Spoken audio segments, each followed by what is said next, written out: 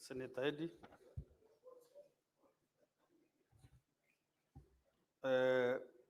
Honorable Senators, I want to make a communication on the visiting teachers and students from Sacho High School in Baringo County. Honorable Senators, I would like to acknowledge the presence in the public gallery this afternoon of visiting teachers and students from Sacho High School in Baringo County. The delegation comprises 3 teachers and 85 students who are in the Senate for a one-day academic exposition. Honorable Senators, in our ancient tradition of receiving and welcoming visitors to Parliament, I extend a warm reception, welcome to them, and on behalf of the Senate and on my own behalf, wish them a fruitful visit.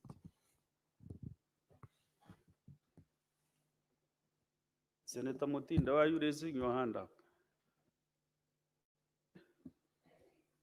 Yes, you did. Okay, go ahead. 1 minute. Thank you, Mr. Speaker.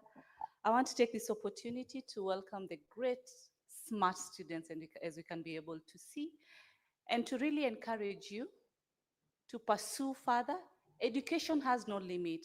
It's the only thing, the only weapon that you can always pride it, and nobody can take education away from you. As Senate, we want to wish you the very best, go to the highest levels. And just know, as we are here, you can also have an opportunity to be here. God bless you. Okay, thank you. Next statement by Senator Karungo Dango.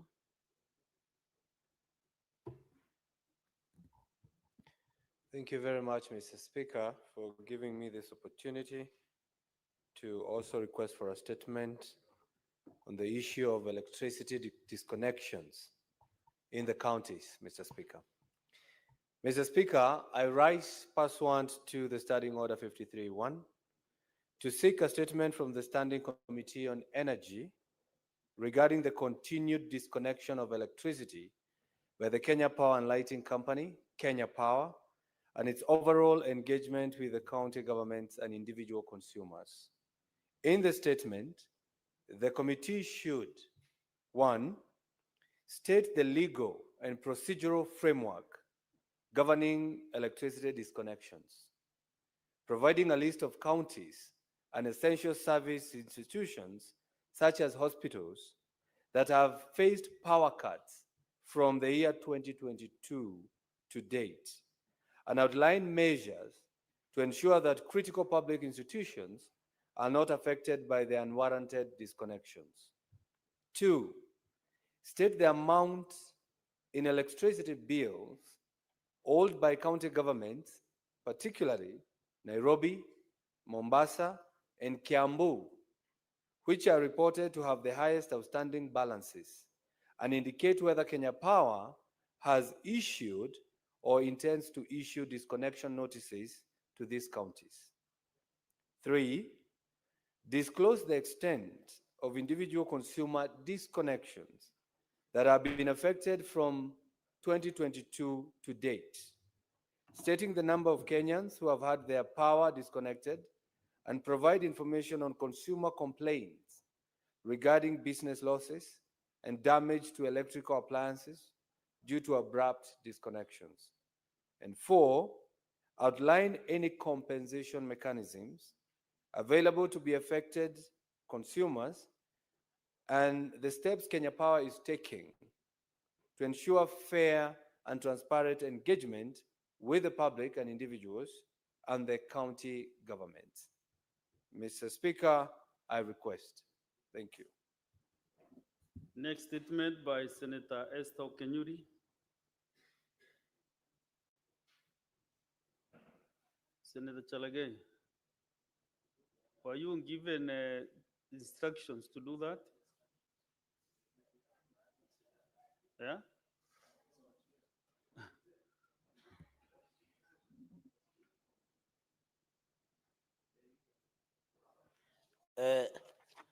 Mr. Speaker, on behalf of Senator Esther Okenyuri, request for statement on poor enforcement of anti-human trafficking laws. Mr. Speaker, sir, I raise pursuant to Standing Order 53-1 to seek a statement from the Standing Committee on Labor and Social Welfare regarding the poor enforcement of anti-traffic human trafficking laws amid growing concern over the increased cases of human trafficking involving vulnerable children and women in Kenya.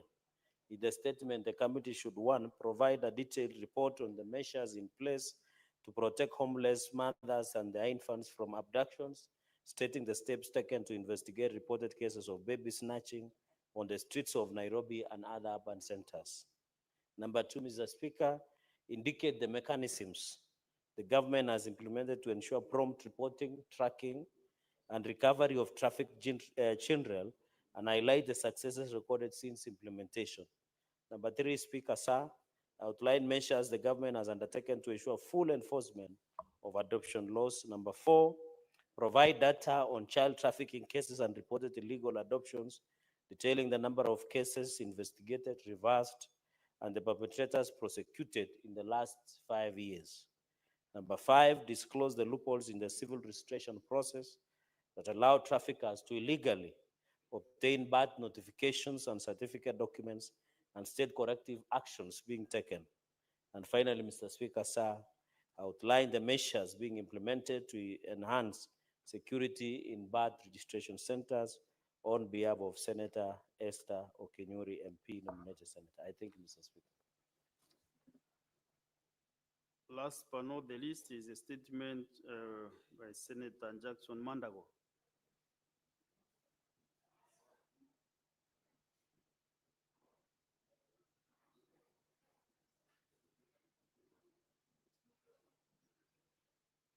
This statement is directed to the Standing Committee on Agriculture, Livestock and Fisheries regarding the status of purchase of wheat from Kenyan farmers.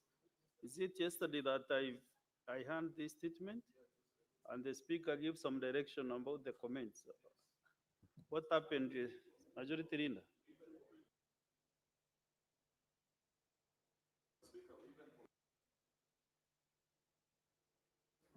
I think maybe it should be just a small typo, but we commented about it, Speaker. Okay. Then we go to, I want to give a few senators. No. Oh, yeah, you have the last one, Senator. Okay. Thank Senator you. Aminda? Thank you, Mr. Speaker. This one, my statement is on the recent wave of wildfires ravaging forests in the country. Mr. Speaker, sir, I rise pursuant to Standing Order 53-1 to seek a statement from the Standing Committee of Land, Environment and Natural Resources regarding the recent wave of wildfires that have ravaged various forest reserves and national parks across the country, including the Aberdares, Isiolo, Nairobi Park, the Mau Forest, and Mount Kenya Forest. In the statement, the committee should, one, explain the causes of the recent wildfires and indicate whether preliminary investigations suggest arson or other human activities as contributing factors. Number two, outline specific measures and strategies that the ministry, the Kenya Forest Service, KFS, and the Kenya Wildlife Service, KWS, have implemented to mitigate the spread of these wildfires and protect our forest reserves. Number three, assess the level of preparedness of the ministry and relevant agencies in terms of available resources, such as firefighting equipment, personnel, and technology to effectively respond to such environmental disasters. Number four, state whether any individuals or groups suspected of involvement in arson or other criminal activities related to the wildfires have been identified and prosecuted. And finally, elaborate on any long-term strategies, policies, and legislative frameworks that the ministry is putting in place to prevent and manage wildfires, rehabilitate the affected areas, and protect our fragile ecosystems. I thank you, Mr. Speaker. Thank you. And Standing Order 57-1, Majority Leader. Thank you, Mr. Speaker. Mr. Speaker, I rise pursuant to Standing Order number 57-1 to hereby present the business for the week that commences Tuesday, the 11th of March 2025. Mr. Speaker, sir, before I make this presentation, allow me to give the status of legislative business pending before the Senate. Mr. Speaker, there are 55 bills, of which 43 are at the second reading stage and 12 are at the committee of the whole. 31 motions are pending conclusion, 25 petitions are pending conclusions, out of which 17 are due for reporting by the respective standing committees, and 523 statements pursuant to Standing Order number 53(1) are pending conclusion. Mr. Speaker, sir, on Tuesday, the 11th of March 2025, the Senate Business Committee will meet to consider the business for the week. The tentative business for that day will include business not concluded from today's order paper, as well as the business indicated in the notice paper. The tentative business for Monday, for morning sittings on Wednesday, 12th of March, will include schedule of questions to the various cabinet secretaries, as well as business that will have been approved by SBC on Tuesday, and motions as well. There are questions to the Cabinet Secretary for Defense by Professor Tomo Jenda, Senator Eddie Okech, Senator Tomo Jenda to the CS for Defense. Then there are two questions to the CS for Water, Sanitation and Irrigation by Senator Eddie Okech and Senator Dan Mahanzo. I hope Senator Sifuna will be in the house, Mr. Speaker, to meet your constituent, who he said he has never met that day. Then there is a question, Mr. Speaker, to the CS for Agriculture by Senator Murango. Both questions, actually, Mr. Speaker. Then the tentative business for the afternoon sitting on Wednesday, the 12th of March 2025, will include business not concluded from the order paper for Tuesday, the 11th of March 2025. And the following: the bills that are second reading stage, which is a PFM amendment bill, sports amendment bill, and the county wards equitable development bill. Then there are committee of the whole bills, which include ECD amendment bill, energy amendment bill, county public finance laws, county public finance laws amendment bill, county government election laws amendment bill, the county assembly services bill, the street vendors bill, local content bill, land amendment bill, cooperative societies bill. The projected business for Thursday 13th will include business not concluded in the order paper for Wednesday the 12th of March 2025 and any other business schedule. Mr. Speaker, it's worth noting to the House that since we resumed this session, we have never voted for any business beyond a voice vote. So I want to urge colleague senators that I know you're busy with a lot of committee sittings and other business beyond the voting, but it is equally important to vote and pass legislation. Mr. Speaker, I hope that next week we shall raise the requisite numbers to conclude all these businesses that I've read, some of which are bills that date back to, I think, as early as 2015, if I may recall. The first time I heard of this local content bill, Mr. Speaker, was 2015 in this House, and it's still in our order paper. It's gone full circle. I really wish we can conclude, because it's an extremely important bill that will help our county governments, Mr. Speaker, to earn revenue from explorative activities within their counties and so many other things. Therefore, Mr. Speaker, I want to urge colleagues that next week let us find time to be present in the House and to conclude on this business. I thank you, Mr. Speaker, and lay this statement on the table of the Senate today. Thank you. Thank you, Majority Leader. We now go to brief comments for the next almost 15 minutes. Senator Sifuna Edwin. Thank you, Honorable Speaker. I could sense some anxiety on the part of the Majority Whip when the statement by the Kirinyaga Senator Murango was being read. It is as though he didn't want us to have opportunity to speak about the social health authority issues, Honorable Speaker, because the chairperson of that rural hospitals, private hospital association, is a young man I schooled with. He's called Lishenga. He was my candidate for Senate in Kakamega under the ODM ticket. And he has done a fantastic job representing those rural hospitals, Honorable Speaker. And he has informed me that although they have suspended hostilities for now, there are issues that still abound. Honorable Speaker, we at the County Public Accounts Committee had opportunity to sit with the Auditor General on Tuesday when she appeared before our committee. And this is a matter of great national interest. so that colleagues should not appear to want to gag members when they're discussing a matter that is in the public domain. Honorable Speaker, one of the issues that, some of the issues that emerged from the meeting with the Auditor General is that there are a lot of questions to be asked about the way that we have rolled out the social health insurance scheme. Honorable Speaker, she has singled out a few issues, and I want to mention them. Number one, being unbudgeted procurement and competitive procurement. Very many things, including unfavorable clauses to the people of Kenya. I heard the president, I think he was speaking in Malawi, saying that in this procurement, there were no public resources used.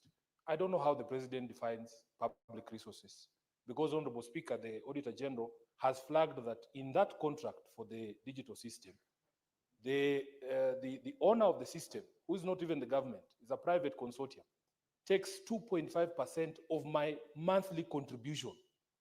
Every time I pay my 32,000, that digital systems operator gets 2.5%. Then they get 5% on claims to hospitals. This is something that does not make any sense to me, Honorable Speaker. Why are claims being subjected to 5% deduction from the system operator? Then there is something called track and trace that they charge 1.5%. They are unconscionable contract terms, and we have to speak about these issues without appearing like, we are witch hunting or anything. So I want to assure the president that Sifuna's money is also defined as public money. My money is also public money because I'm making a contribution. All of us are making a contribution. And if the system operator is getting money from there, it means, therefore, that this 104 billion shillings that we are using to procure this system is actually public money. So, Honorable Speaker, the Auditor General made a suggestion to the House. Unfortunately, I'm no longer a member of the Senate Business Committee, but I think it is something that would be helpful to all of us as a House. She said that she needs to be allowed to also speak to Parliament in what she called a state of accountability address. Let her come before this House, Honorable Speaker, and tell us the state of accountability in the country, because it will cut across all these issues on matters that are devolved and our individual counties, because there are problems all over the place. And Honorable Speaker, although she tried to run away, we tried to tell her that in fact the Audit Act gives her powers to make recommendations that bind the hands of other institutions in the accountability ecosystem. Because according to her, she says that it is now the responsibility of Parliament, after she has said that there were 4 material breaches of the law in the procurement of the system for SHA, that it is now up to us to make recommendations. But the Audit Act also asks her to make recommendations. If they are saying that Parliament is the weak link in the accountability ecosystem, that we can be compromised, or that somehow her recommendations never see the light of day, let her tie Parliament's hands by saying, in these 4 breaches of the law in procurement of this system, the following officers at SHA are responsible. The following PSs, the following cabinet secretaries should be held to account. And that way, if we as a House want to change her recommendation, we will be the ones to explain to the public why we are letting thieves go. I thank you, Honorable Speaker. Senator Sifuna, you have really enjoyed the 5 minutes out of 15 that are provided for statements this afternoon. So I think I did not give the time allocation when you started, but any other senator should take just 2 minutes to make a brief comment, not to debate about the statement, just brief comment.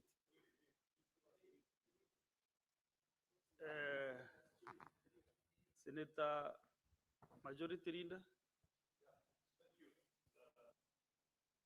Mr. Speaker, it will be unfair to us, but we'll try anyway to do justice to a very important national conversation that's ongoing.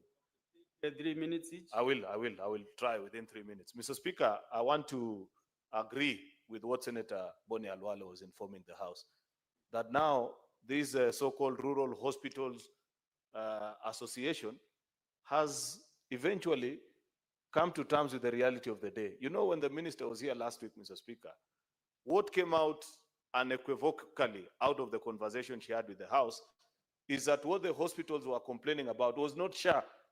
What they were complaining about were the historical debts that they have with NHIF.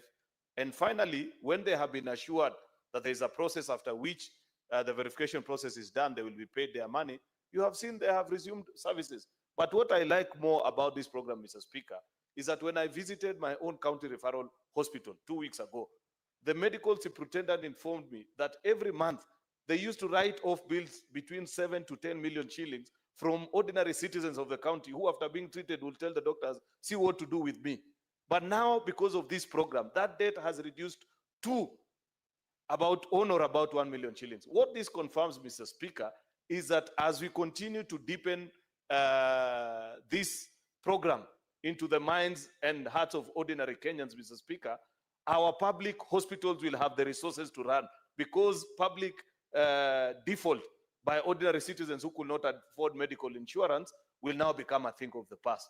On this issue, Mr. Speaker, of the matter that has been raised by the Auditor General, I would wish, Mr. Speaker, that either our health committee or even the entire sitting of the House unravel some of these questions. Because, Mr. Speaker, you know, this is a country that is governed by the rule of law. It will be important for citizens to know whether what is being alleged is actually true or false. Because I have read that particular report that Senator Sifuna is referring to. And there are certain questions that I want to have also with the Auditor General on how she arrived on some of these fundings. For example, Section 559.2 of her reports, she faults and says that the procurement method that was used was a breach of the law. Yet, Section 114 of Public Procurement and Disposal Act provides for specially procured goods and services in this country, Mr. Speaker. This is not the first time that government is using this mode, Mr. Speaker, of procuring goods and services. So it will be important for us to tell us whether, at what point did she declare this breach, Mr. Speaker, and why does she feel that certain sections of the law cannot be applied, Mr. Speaker? Yet, to the best of my recollection, this section of the law has not been injuncted by any court. It is part of the law that is still active and being used in court.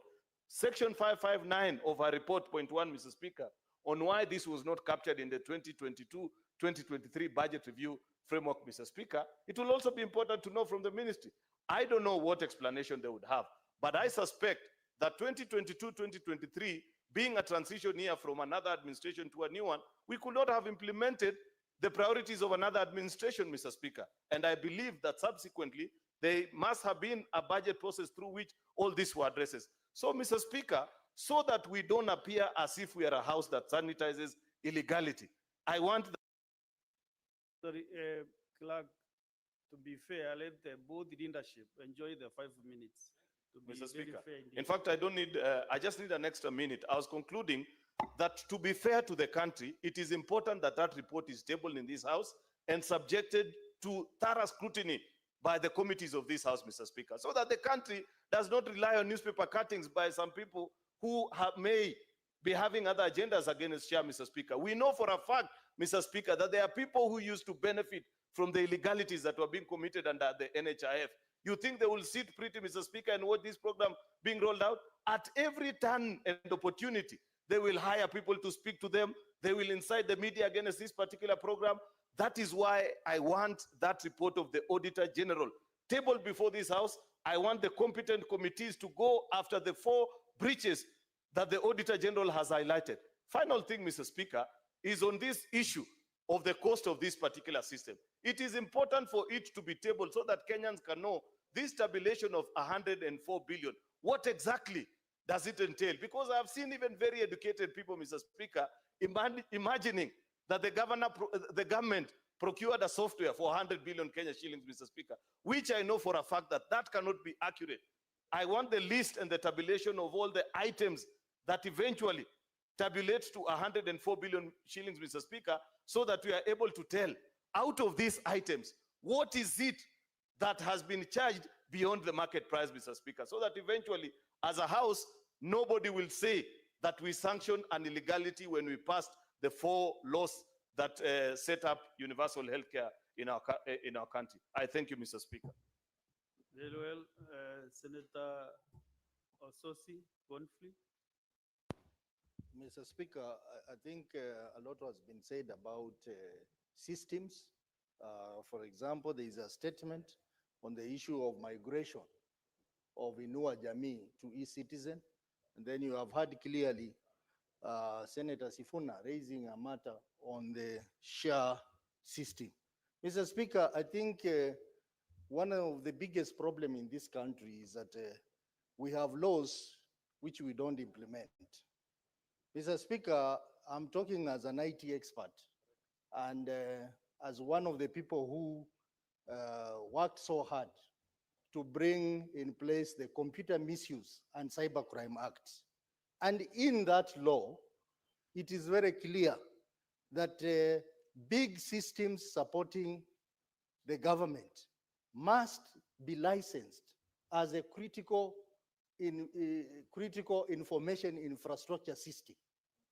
And the best practice globally is that such systems should not be operated by private individuals. That's the global practice. And such systems must be cost effective. I think one of the things that we need to look at moving forward as a house is to go back to that law and come up with the regulations on how systems that support the public sector or the government are defined in line with the Computer Misuse and Cybercrime Act. That way, we'll be able to avoid all these challenges we are talking about, operational issues, cost issues of this system. Mr. Speaker, this is something that I want on behalf of this House to be given the privilege to guide this House on that, how that should be done, because it has been done in other countries as well. Mr. Speaker, the second issue is the issue of the pending bills. Mr. Speaker, I've sat in this House and almost every day, every senator is bringing the matter of pending bill in his county. We have even had a motion passed by this House, brought by Senator Ladama, on the issue of the pending bills. But why are we not making progress, Mr. Speaker? Why are we not making progress as a Senate on this matter? I therefore want to ask the Finance Committee that we need to deal with this matter of pending bills with finality, because our people, our contractors in the counties are suffering. And we are coming here just discussing, asking governors to appear before us, and nothing happens. It's like the institutions in our counties are not being managed by us. So, Mr. Speaker, I want to request that if the Finance Committee is not able to resolve this issue,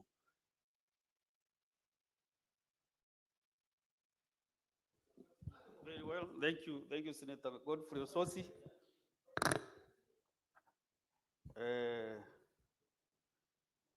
I want to make a communication on the visiting teachers and students from Getaroet Girls School in Kericho County. Honorable Senators, I would like to acknowledge the presence in the public gallery this afternoon of visiting teachers and students from Getaroet Girls School in Kericho County. The delegation comprises 6 teachers and 70 students who are in the Senate for a one-day academic exposition. Honorable Senators, in our usual tradition of receiving and welcoming visitors to Parliament, I extend a warm welcome to them, and on behalf of the Senate and on my own behalf, wish them a fruitful visit. Let me make this other communication, then we can welcome them together.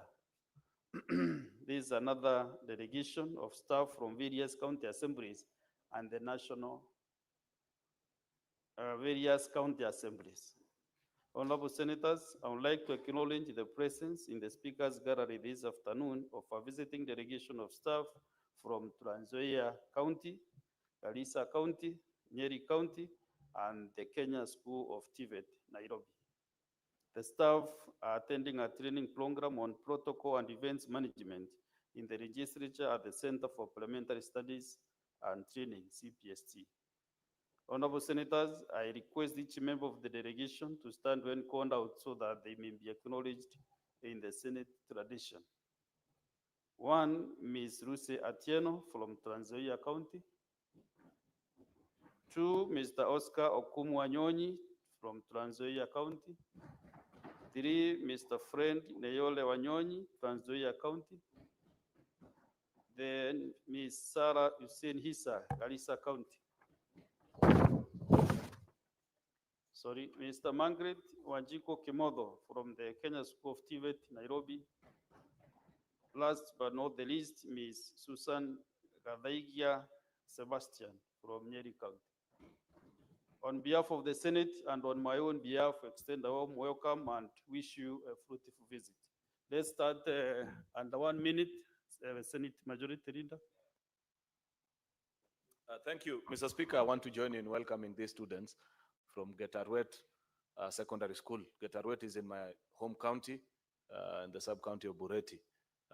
It's a very progressive school that I've had the opportunity to visit a couple of times and even build a classroom in honor of one of a very distinguished teacher from this institution, who's a good friend of mine in the community there.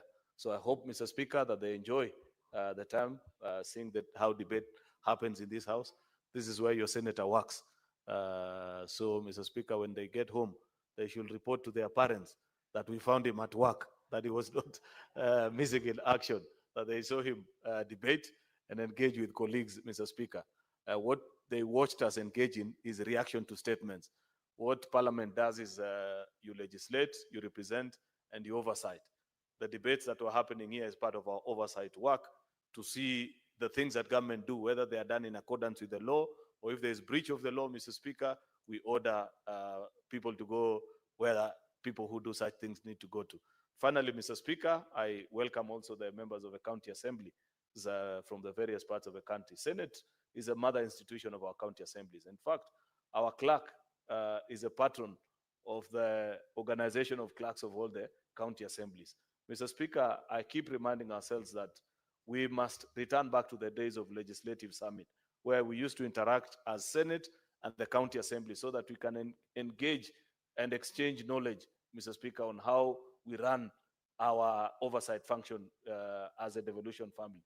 Therefore, I hope this staff, Mr. Speaker, have interacted with the extremely competent staff of the Senate and get to learn and leave Nairobi better than than they were when they arrived in this institution. I thank you, Mr. Speaker. Thank you.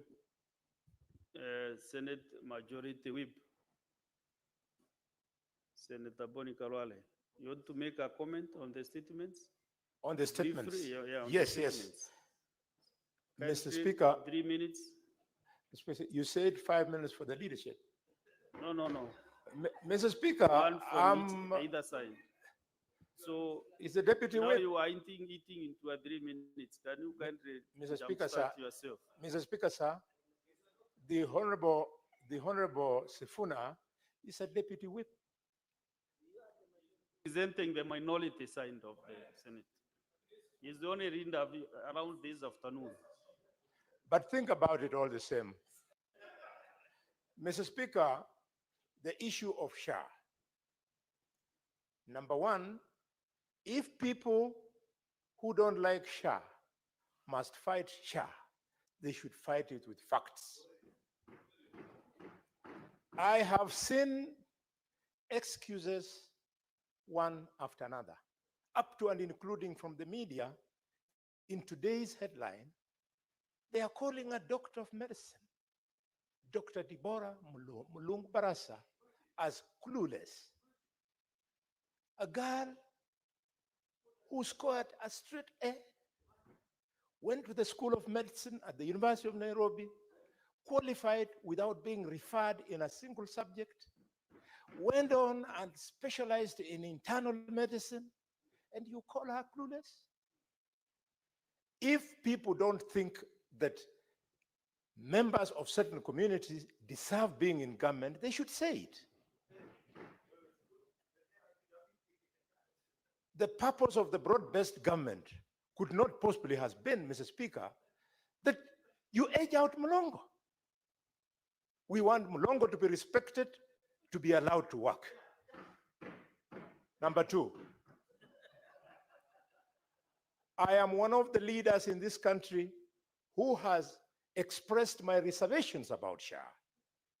Not because SHA is bad, but because being an expert on medicine, surely I know something. The problem with SHA is the funding model. Nowhere in the world, Mr. Speaker, can you roll out universal health care for the Republic using private members' contributions only.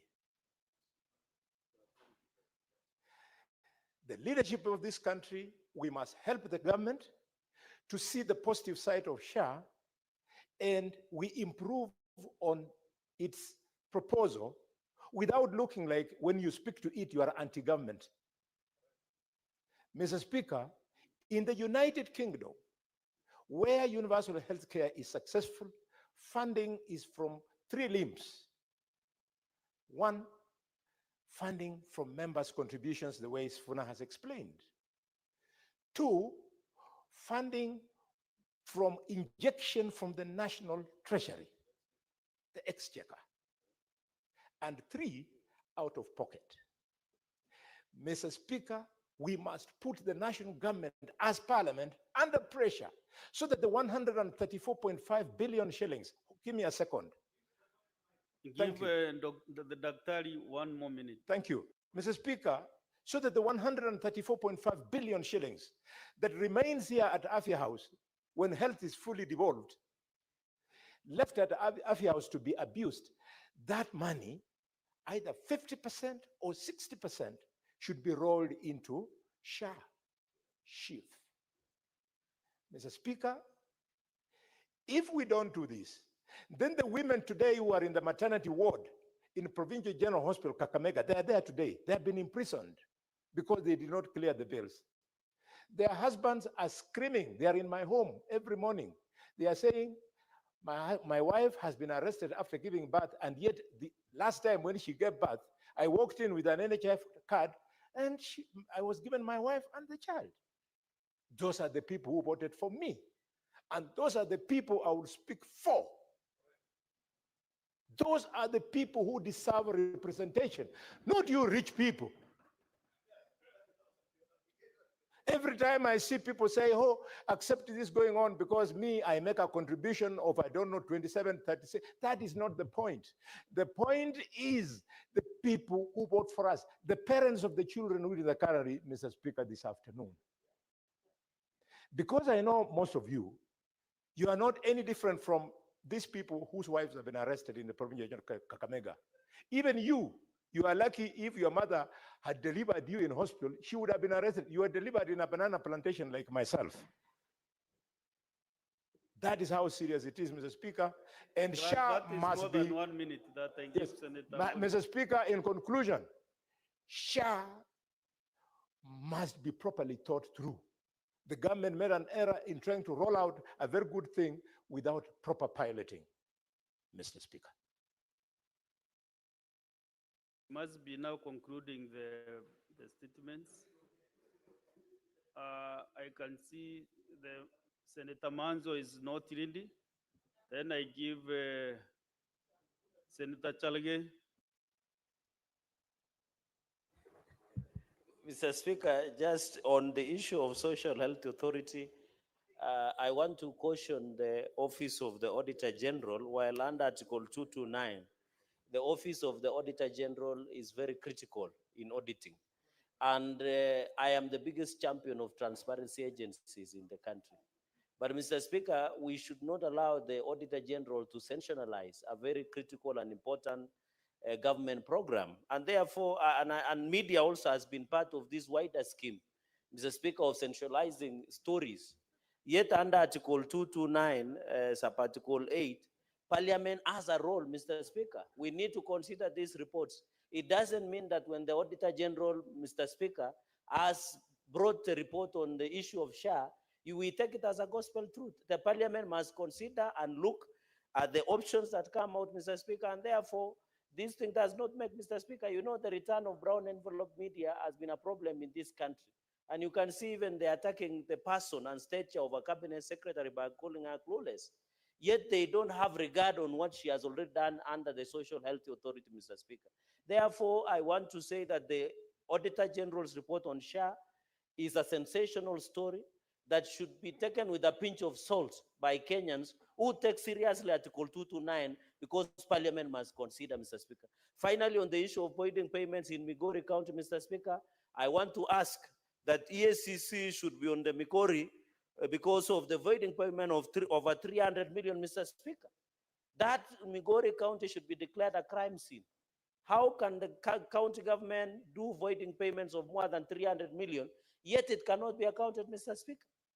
If the ESCC was functioning, apart from arresting 1,000, 10,000 bribery, Mr. Speaker, Migori County should be declared, Mr. Speaker, a crime scene. And I hope the Secretary General of ODM and Deputy Party Leader should call their governor. He always says they are the best practices in terms of protecting devolution. The DPL, the SG, Mr. Speaker, even as we do the oversight, Just Mr. a minute, Speaker. Senator Chelagay, Senator Sifuna. What is your point of honor? Honorable Speaker, is Senator Fernandi in order to ascribe duties that are reserved for investigative agencies to a political party? Because he knows very well that political parties are not enforcement agencies when it comes to matters of alleged criminal conduct. All breaches of the law have to be sent to the proper agencies. Is he in order to invoke ODM willy-nilly? And yet this is a very powerful political party, Honorable Speaker, in matters that have nothing to do with politics. Senator Chelagay, you know, is a seasoned legislator. And he knows once the reports come to the Senate, they Yes. go to CPAC, and then CPAC makes recommendation to certain institutions. But Mr. Speaker, so the Secretary So General stop of being ODM, diversionary and No, no, it's not being you know you are guiding the Republic of Kenya, citizens of Kenya who are watching us. yes. Mr. Speaker, I am not being diversionary or what. Mr. Speaker, you know we should avoid double standards. And When also ODM counties, don't contribute in a way that you want to injure no, I'm not your injuring, but what I'm colleagues or saying, other Kenyans. Mr. Speaker, the Secretary General of ODM should avoid double standards. When ODM counties perform well, he says these are best ODM counties. But when stealing or plundering of resources like Migori is happening, the SG denies, Mr. Speaker. How can he run away from his own child? ODM, Mr. Speaker, but I'm saying as a party also you have a role to bring order and discipline, because I don't believe ODM is a party that allows corruption to thrive in their own counties that they run, Mr. Speaker. So in as much as, Mr. Speaker, in conclusion, I agree that the CPAC and PIC, Mr. Speaker, must cease this matter, and therefore I support. Next And is again- Senator Tabitha Mutinda.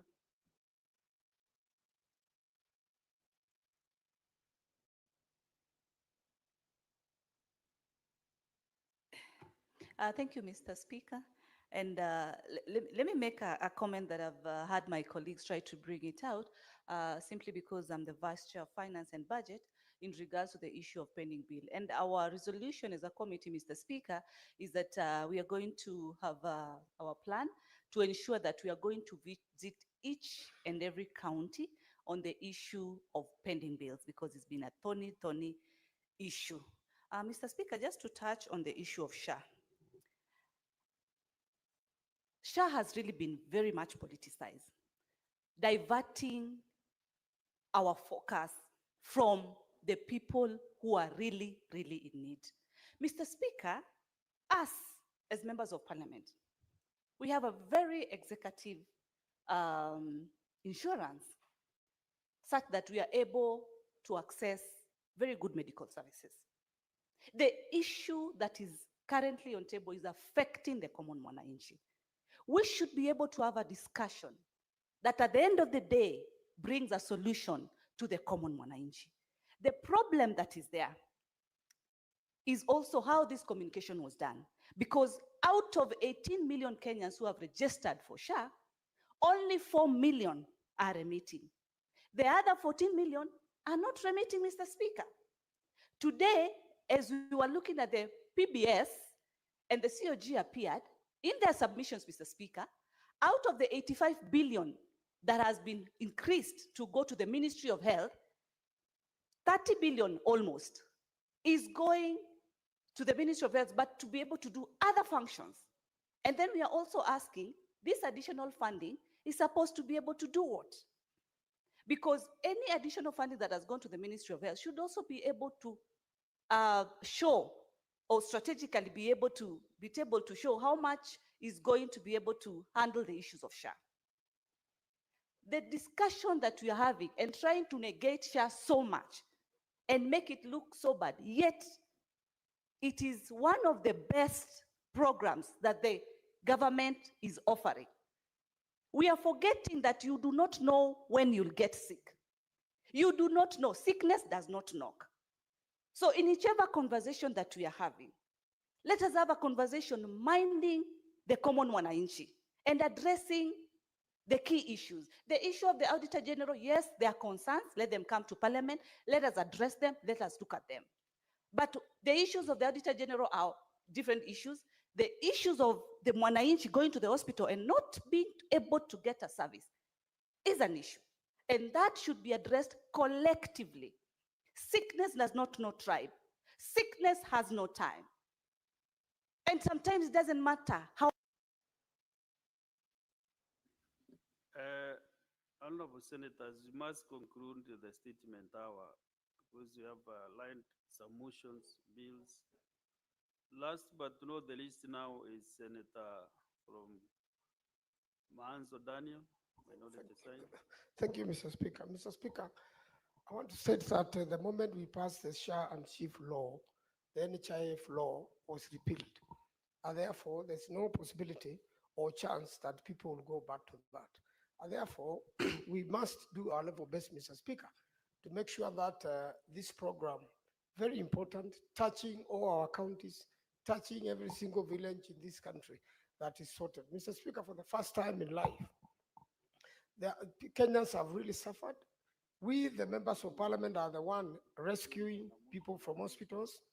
And again, Mr. Speaker, the fifths of NHIF are known. Where they have hidden the resources is known. The government, the DPP, the DCI should do everything possible, Mr. Speaker, to make sure that all the thieves are arrested, charged by ESCC, and make sure that the monies are recovered because they live in this country, they are known, some of them are in government, Mr. Speaker.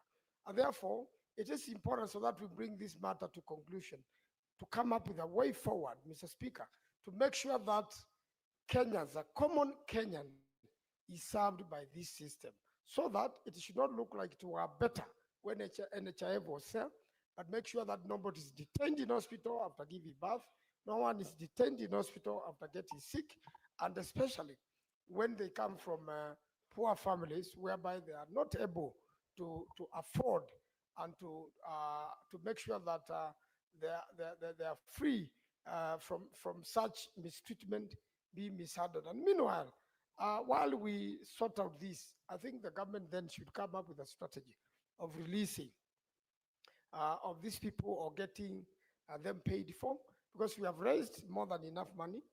The Ministry of Health is devolved. Money is stuck at the national government.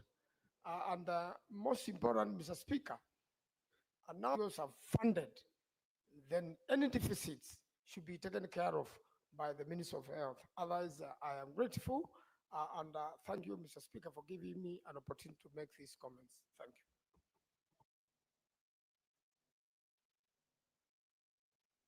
So, Honorable Senators, let's go to the next order now.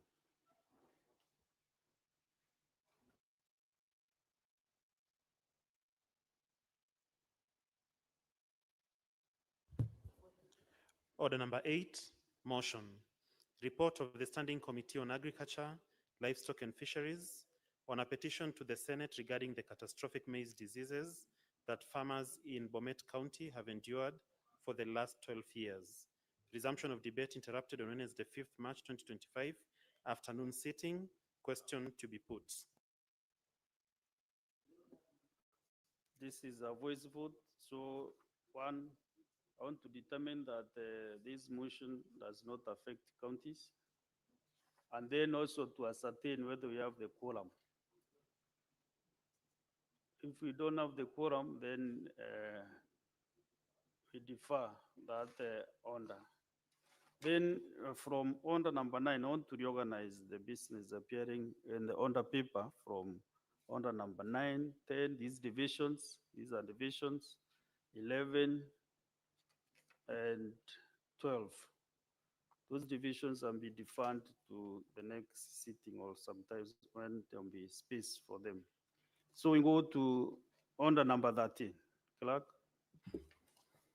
Order number 13, motion.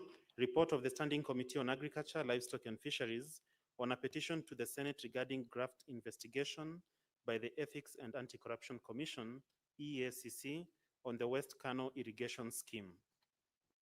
Chair, Standing Committee on Agriculture, Livestock and Fisheries. Remove the motion, sorry.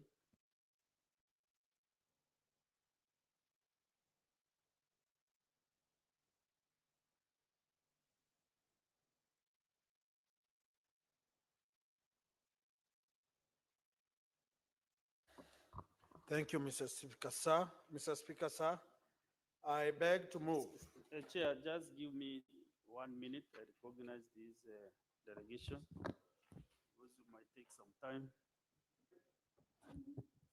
Honorable Senators, I would like to acknowledge the presence in the public gallery this afternoon of visiting teachers and students from St. Thomas Aquinas, Tamadeu Boys School in Makueni County. The delegation comprises 2 teachers and 49 students who are in the Senate for a one-day academic exposition. Honorable Senators, in our usual tradition of receiving and welcoming visitors to Parliament, I extend a warm welcome to them, and on behalf of the Senate and on my own behalf, wish them a fruitful visit. Thank you. Senator representing Makueni County, 1 minute to welcome the students. Thank you, Mr. Speaker. I take this opportunity. From St. Thomas Aquinas. Yes. From Amadeu Boys School. Yes, Mr. Speaker. I want to welcome the students to the House and tell them that when you visit Parliament, you learn a lot. In your form for examinations, for those who are reading history and civics, you are going to have about 10 to 15 marks questions in relation to Parliament. So when you are here, get to know who the Speaker is, the clerk, Sanjata terms, all those, and how Parliament runs, and this especially as a third arm of government. I want to welcome you and wish that some of you will be become very ambitious today, and will one day become senators or members of Parliament. I thank you, Mr. Speaker. Senator Wakoli, proceed and move the motion. Thank you, Mr. Speaker, sir. I want to request your permission to remind my good senator that after the function, he should see his students behind the tent for some motivation. Honorable Speaker, I beg to move that the Senate adopts the report of the Standing Committee on Agriculture, Livestock and Fisheries on a petition to the Senate regarding graft investigation by the Ethics and Anti-Corruption Commission on the West Kano irrigation scheme laid on the table of the Senate on Thursday, 5th, 2024. Honorable Speaker, the Standing Committee on Agriculture received a petition from Patrick Ochieng Odimba on behalf of the citizens of the Republic of Kenya and residents of Kawino North location, Kabido Sub-County, Nyando constituency, Kisumu County, regarding ethics and anti-corruption, regarding the Ethics and Anti-Corruption Commission EACC graft investigation in West Kano irrigation scheme. The petition raises issues regarding to 3 major grafts in the scheme, namely, that is Rehabilitation Fund graft, Farm Machine Accessories Aid Grant, Graft, and Rice Sales Fund Graft. Honorable Speaker, the petition raises the following issues. Between 2009 and 2015, the government released 86 million, with the farmers saving totaling to 18 million, which was utilized by West Kano Irrigation Farmers Revolving Fund and the National Irrigation Board. Between 2015 and 17, the scheme Farmers Cooperative Society leaders, in conjunction with the National Irrigation Authority, managed the farm accessories aid. This aid was given to government of Kenya together with the government of Republic of Japan and has not been accounted for.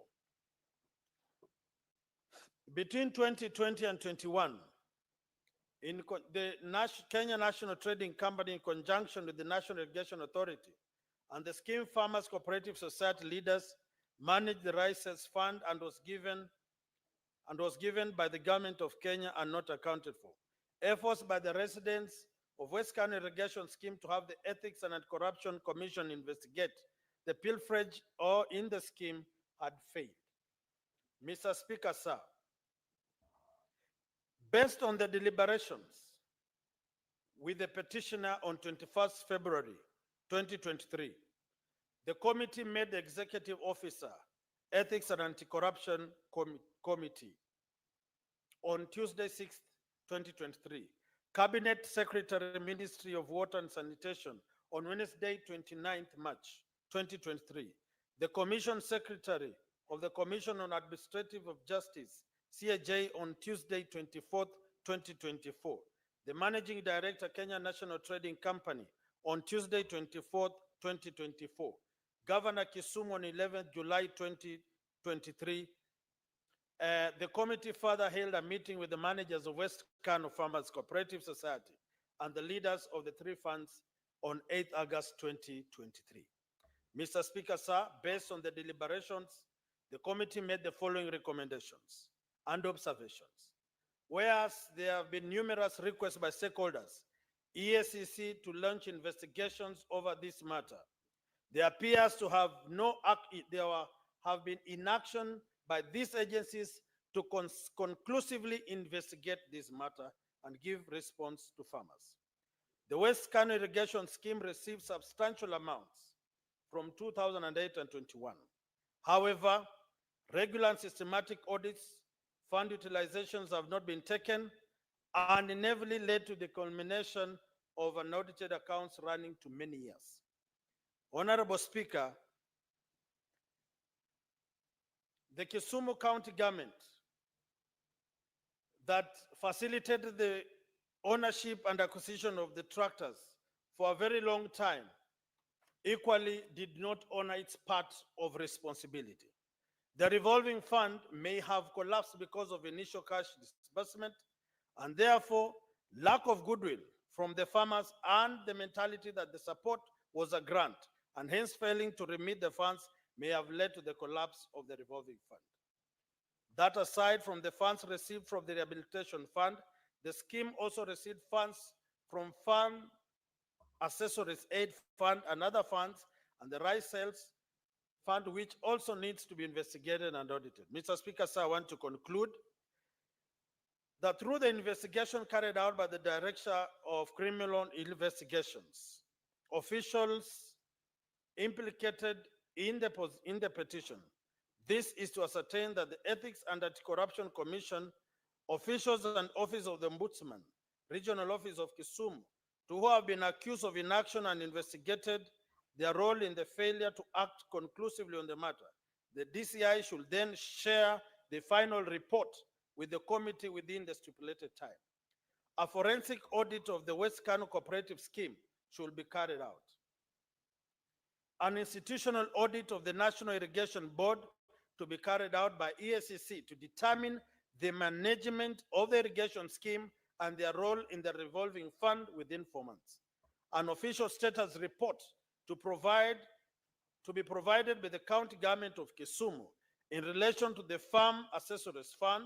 This report should also cover status of the non-functional machineries and grounded tractors, as well as current balance of the ongoing remittances being serviced by the Kisumu County government.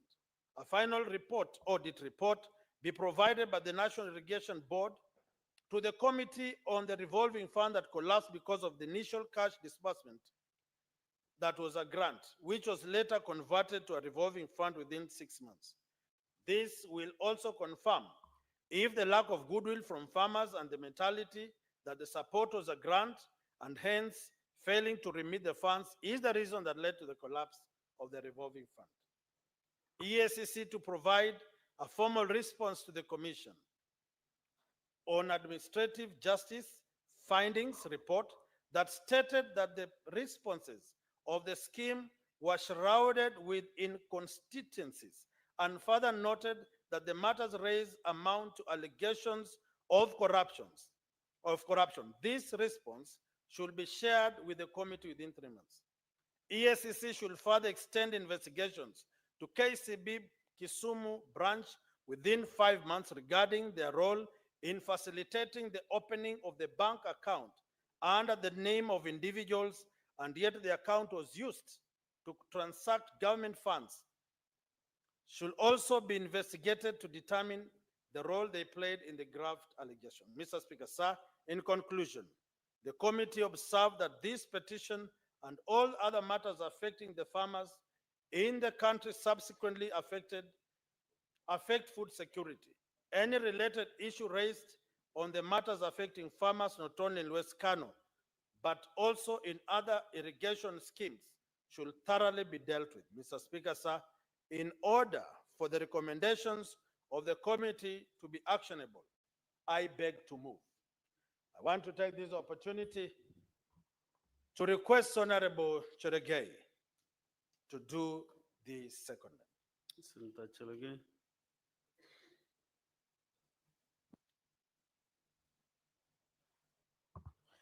Thank you, Mr. Speaker. Sir, it's an honor to, as I second this motion.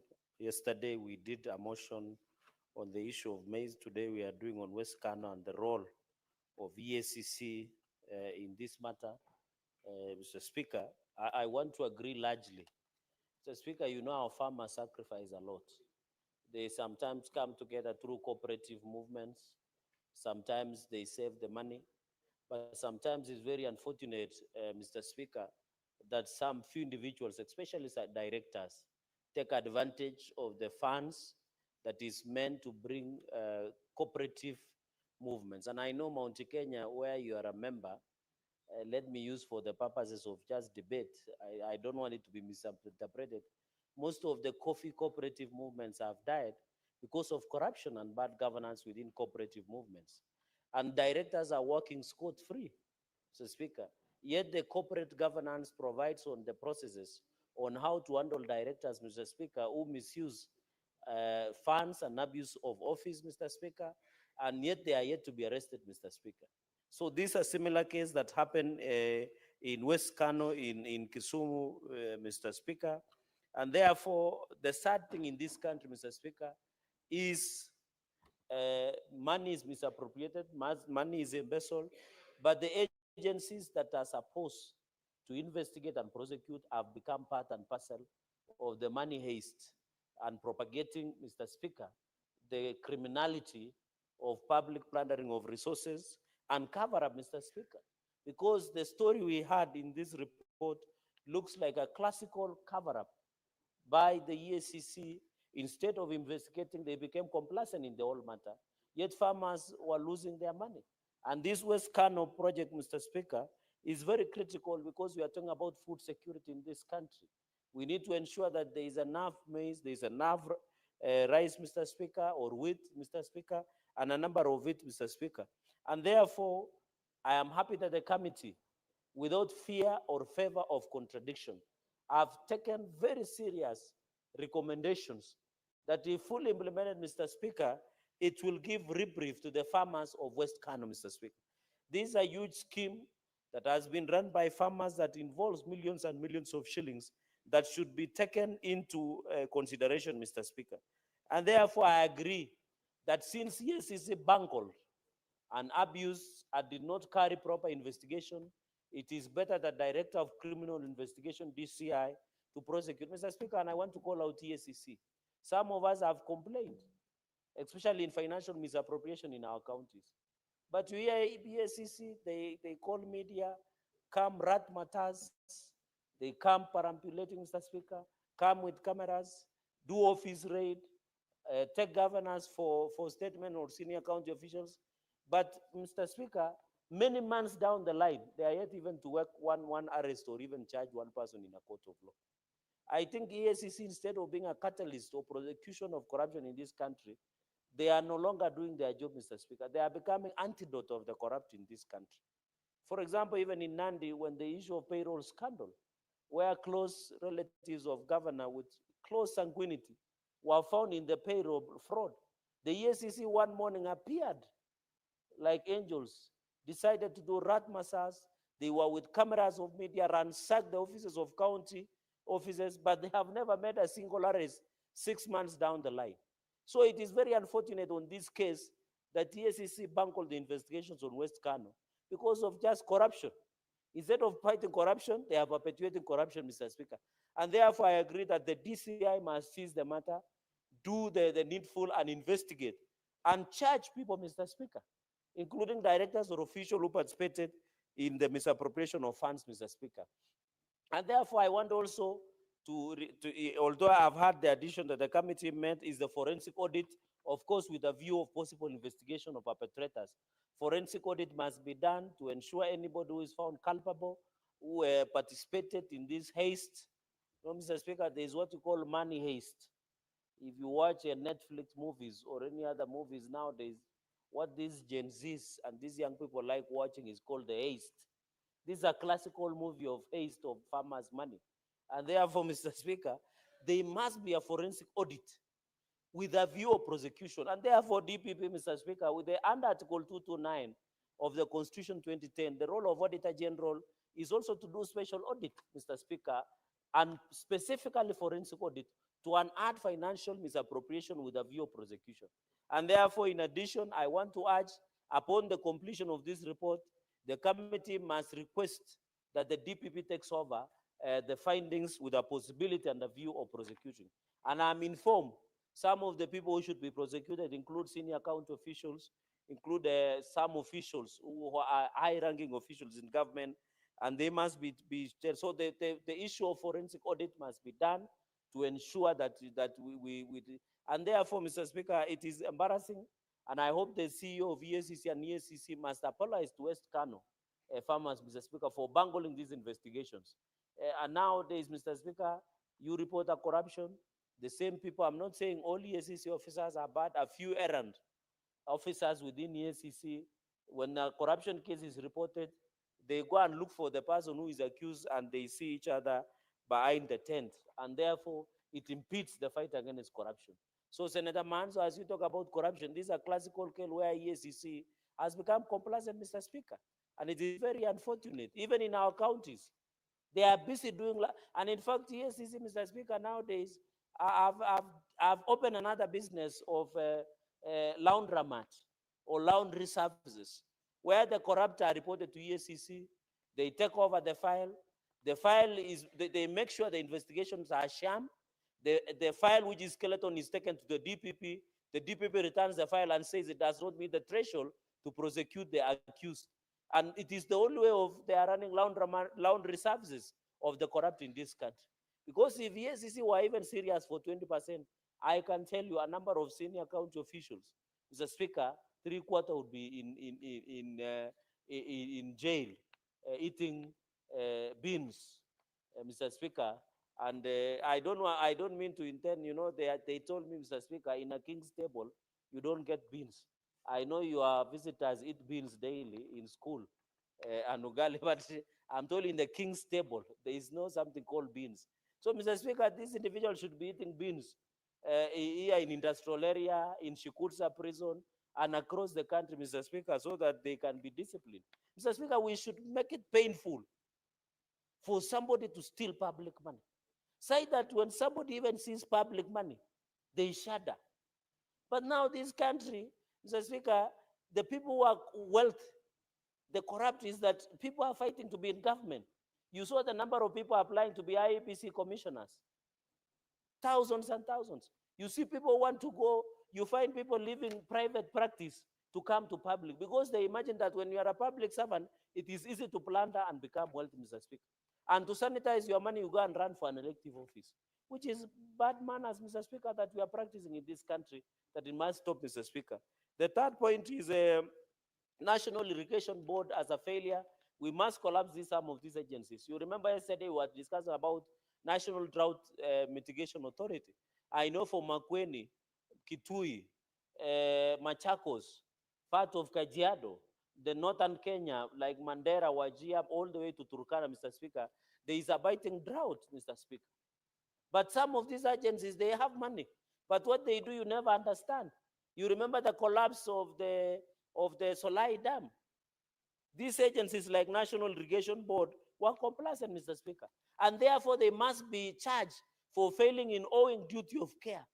Because as an agency, Mr. Speaker, you have a duty of care of your services, and therefore they must be charged for criminal negligence until the funds that were lost in West Kano, Mr. Speaker.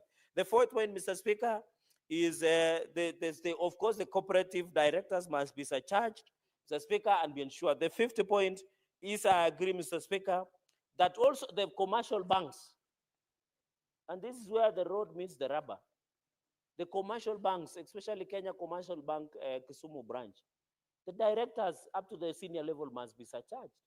Because if they're allowing corrupt proceeds of crime under the ESCC Act is very clear. If they're allowing the proceeds of crime and corruption pass through their accounts, and they are complacent, I know commercial banks, their only motivation is to make profits, but they owe a duty of care to Kenyans. These banks are run by Kenyans, Mr. Speaker. These are Kenyan banks.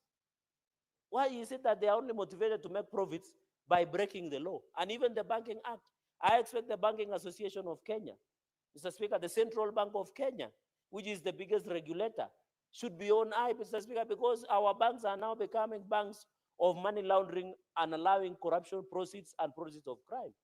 Even when you ask yourself, Mr. Speaker, why is money being lost through corruption? Where do these people hide? They don't hide in their bedrooms. They don't hide in their mattresses. The sad reality is that this money can be traced. They are hiding in accounts, bank accounts.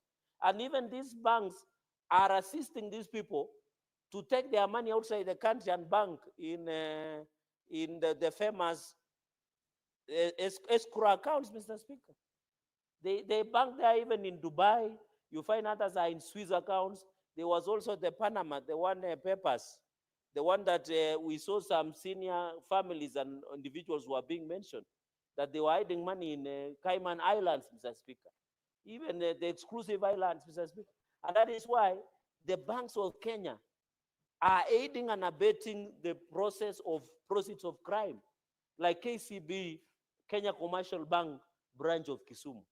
And I hope the central bank must take serious punitive action against Kenya Commercial Bank of Kisumu branch, including even surcharging senior directors of that bank. And Mr. Speaker, in future, and I want to encourage the Auditor General, even in this issue of corruption in counties, we must name and shame the commercial banks that are being used to launder. For example, you saw Bungoma, Mr. Speaker, and the senator is here. They had over 330 commercial banks. Nandi had almost 100. Meru, the similar number. Why would your bank allow, the law is very clear that they only maintain the bank at the national, the bank at the national, that is the Central Bank of Kenya, through the National Treasury, Mr. Speaker. But you get a county like Nairobi, have thousands and thousands of commercial banks, Mr. Speaker, accounts. What is the purpose of these many accounts? Especially on the issue of revenue. You get them, they have M-Pesa pay bill, they have M-Pesa pay bill, they have commercial banks, Mr. Speaker. It is a process of laundering crime proceeds and corruption and money laundering. And therefore, Mr. Speaker, I want to call out the Central Bank of Kenya, the regulator, Mr. Speaker. They must also enforce these rules so that we have Anti-Money Laundering Act. We have ESCC, the Ethics and Anti-Corruption Act, where they have defined proceeds of crime. The law is enough, Mr. Speaker, to ensure that they push in Mr. Speaker. On the issue of farm machinery and accessories fund, of course, this must be looked at, Mr. Speaker. Let us find the status of the machinery that is with the Western Kano irrigation, Mr. Speaker. And also, National Irrigation Board must be called out, just like banks, Mr. Speaker. The National Irrigation Board must be sanctioned, surcharge the senior officials so that we can ensure our farmers do not continue to suffer. Mr. Speaker, because the failure of ESCC, I want to encourage Commission of Administrative Justice or the Ombudsman to come out and investigate this travesty of justice going into the future, Mr. Speaker, because this is the work, and therefore, Ombudsman did find, Mr. Speaker, the CAJ did find that there was a lot of inconsistency in terms of investigation by the ESCC, Mr. Speaker. All said and done, Mr. Speaker, the ESCC failed in duty of care, and ESCC aided and abetted corruption. They must be called out, And I think also, I don't know, when EACC, somebody tell me who will watch the watcher? Who will watch the watchman? Now, EACC is supposed to fight corruption, but they are hiding corruption. So I don't know, Senator Mungatana, who will arrest the EACC officers? Ordinarily, they should be the one arresting the corrupt. So who will watch the watchman? Who will watch the watcher, Mr. Speaker? The army. So you are recommending for court martial, Mr. Speaker, that we are saying if EACC are bungled investigation, we can become radical and allow the army to take over through court martial. Because who will watch the watcher? Because if it is the watchman that is allowed stealing to happen, who will ensure that the watchman is being watched? And therefore, members are saying if EACC are bungled investigations, Mr. Speaker, the person who should take over is through the court martial of the military, so that the money can be returned, Mr. Speaker. Finally, I want to agree with the committee, Mr. Speaker, in conclusion, that we also, Mr. Speaker, trace. I know Senator Manzo knows this because he's a senior counsel. We must trace, Mr. Speaker, these proceeds that were stolen. We must, as we surcharge and do recovery. The assets recovery, under the law, have obligation to trace the money in those accounts, freeze the money, trace it and bring it back for the public, Mr. Speaker. Therefore, in this country, when somebody is corrupt, we should not only jail them, we jail them, trace, recover assets and money back to the community, Mr. Speaker. Because these people who are corrupt, they will always steal, know that they will go to court, they will play around with the legal process, judicial process, get good lawyers who are sharp, they delay the prosecution. After they are being fined maybe 100 million, Mr. Speaker, they come back and enjoy the proceeds of crime or corruption. We must make it painful to steal from Kenyans. One, jail them. In future, Mr. Speaker, we should even suggest that the corrupt must be paraded in Uhuru Gardens, Mr. Speaker, and be shot on sight, so that we don't have such DNA in our system again, so that they don't sire seeds of corruption, Mr. Speaker. We shoot them on sight.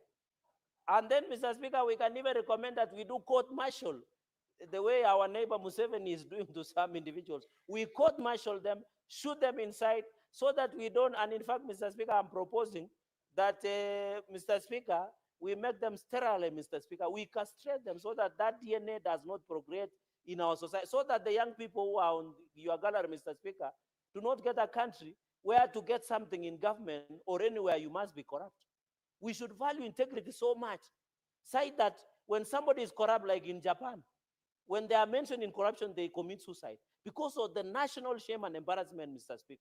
And therefore, as I support this report, I want to say, members, let us support. And I think, and I want to call the jail, like I don't know whether Senator Manso is a member, they should invite the EACC to appear before the Senate. They should stop telling us about arresting traffic officers who have taken 200 shillings, 50 shillings. They should tell us where these corrupt, these individuals who are stealing from social health insurance, who are stealing in NHIF, who did state capture, where are they? Why are they enjoying the resources? And we are making noise here in Senate, yet people are enjoying the ill-gotten wealth, Mr. Speaker. With those very many remarks, I beg to second, Mr. Speaker, and thank you for the indulgence of time. I second, Mr. Speaker, this motion.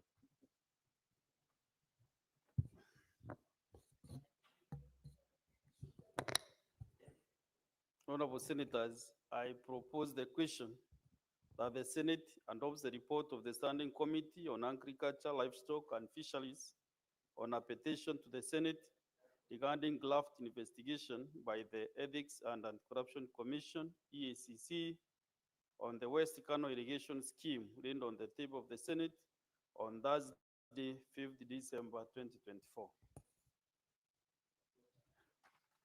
And before I give senators to contribute to the motion, I want to also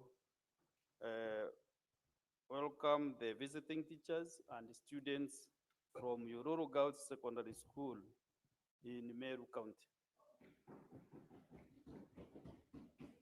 Honorable Senators, thank you. Honorable Senators, I would like to acknowledge the presence in the public gallery this afternoon of visiting teachers and students from Yororo Girls Secondary School in Meru County.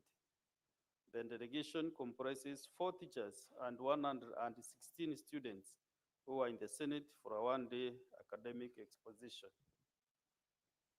Honorable Senators, in the tradition of receiving and welcoming visitors to Parliament. I extend a warm welcome to them, and on behalf of the Senate and on my own behalf, wish them a fruitful visit. Thank you.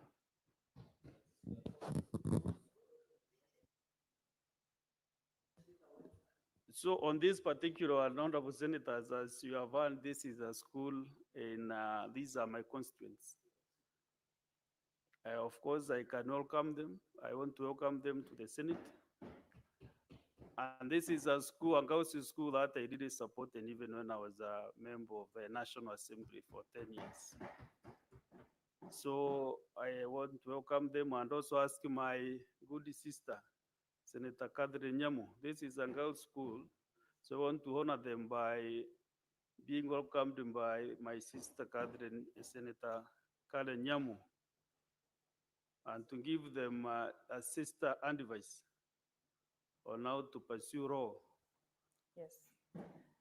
Thank you, Mr. Speaker. I want to take this opportunity to welcome the girls and the teachers from the school in Meru.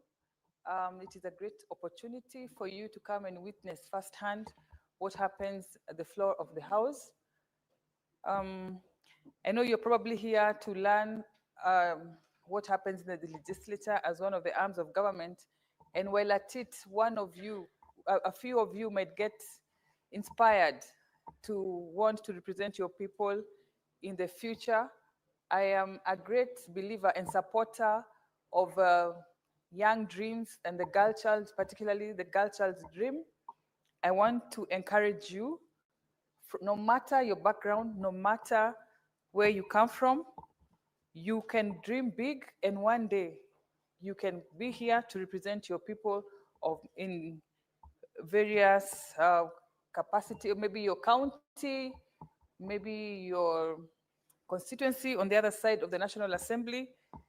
And so, just to tell you that nothing is out of reach for you, young girls. And with those few remarks, thank you, Mr. Speaker. Thank you, Senator Cullen. So we go back now to the motion, and I'll request Senator Mugatana to make his contribution to the motion. Thank you, Mr. Speaker. Mr. Speaker, first of all, I want to thank the very honored son of this country, Mr. Patrick Ocheng Odindo, for presenting this petition on the ethics and anti-corruption graft investigation on the West Kano irrigation scheme and their failure to act to expectations. Mr. Speaker, I also want to thank the Agriculture Committee of the Senate under the leadership of Honorable Senator David Wakoli for ably presenting this report before the Senate. Mr. Speaker, the complaint that Mr. Odindo has presented before the Senate is that 59 farmers groups, Mr. Speaker, have suffered tremendous losses of funds that were meant to help them under the West Kano irrigation scheme. So, Speaker, between 2009 and 2015, 86 million was allegedly lost, and this was the revolving fund of the West Kano farmers. Mr. Speaker, this same gallant son says between 2015 and 2017, the scheme Farmers Cooperative Society leaders who managed the farm machinery fund again could not account for the money that was donated by the Kenya government and the government of Japan. So, Speaker, again, the Rice Sales Fund, which was again donation to these particular 59 groups of farmers again was lost. Mr. Speaker, the residents of West Kano irrigation scheme, they made these allegations before the Western region of the Anti-Corruption Commission, but nothing was done, Mr. Speaker. Mr. Speaker, the question that we need to ask ourselves is, what is it that the Anti-Corruption Commission was doing in Western region all these years? How can it be that the EACC makes a decision to devolve its work to various regions, and the people in those regions, in this particular case, the Western region, are not happy? They are not satisfied with the work that you're doing. What is it that needs to be done to this Ethics and Anti-Corruption Commission for it to wake up to its responsibility? Mr. Speaker, these people are simply saying, we have not gone, we have done everything we can, we've done everything correct, but we have been let down by a government body. Mr. Speaker, 86 million is not small money, especially in the rural areas. This money was misappropriated. Nobody has been arrested. The people have made a report. Nothing has been done by the EACC, Mr. Speaker. What are the people supposed to do, Mr. Speaker? They have looked for all other ways to deal with this matter, and they have landed on this Senate. Mr. Speaker, this Senate, in its recommendation, has said, let us move away from the EACC and let us go to the DCI. This is the first recommendation, that the DCI now must carry proper investigation. And the reason is, Mr. Speaker, time does not run out on criminal culpability. The DCI is the one that deals with criminality. These people are working. Some have bought nice vehicles. Some have bought nice houses in West Kano. And the people can tell this man was involved in that scandal. That lady was involved in that scandal. It was our money that we saved in this revolving fund that has bought him a nice house, that has made his family to get more acreage of land, that has helped him to drive a car, and he is walking free. Mr. Speaker, something needs to be done. And we are saying and agreeing with the Senate Committee on Agriculture that the DCI must act fast, and within the 4 months that they've been given, something must be done. Mr. Speaker, I was here yesterday complaining that when people go to government agencies and nothing takes place, there's a lot of fury within the community. In Tana River County yesterday, Mr. Speaker, I was engaging the Minister for Internal Security and saying somebody was killed by KWS officers. A report was made, and then nothing is being done. Mr. Speaker, when people live in this kind of society, anger grows in them. People start hating leaders. They start hating the agencies of government. And you start wondering what is the problem, what has happened to people. But it's because of inaction. When people are making genuine complaints like this one, 86 million has gone. And the culprits are known because they were officials of this West Kano irrigation scheme. And they are just walking around. Mr. Speaker, when you look at the response that was given by EACC, they are not telling us anything. In fact, they are themselves indicted by the information that the people are putting here, that the West region just went to sleep. And one of the recommendations they have given is that this devolution of the EACC function should be relooked at so that people are able to move away from their regional offices and come directly to Nairobi and make these complaints. This is one of the recommendations that we have put in this Senate report. Mr. Speaker, something needs to be done about corruption in this country. And Mr. Speaker, we need to start doing, and I'm asking the EACC to take more seriously their responsibility as far as engaging the public in spreading the anti-corruption message. You are not going to help just by arresting people on one Friday, come with cameras and so on. We need also to take these lessons to schools. Mr. Speaker, I was growing up and we were taught in those days not to walk over grass when I was very young and attending school. And Mr. Speaker, to date,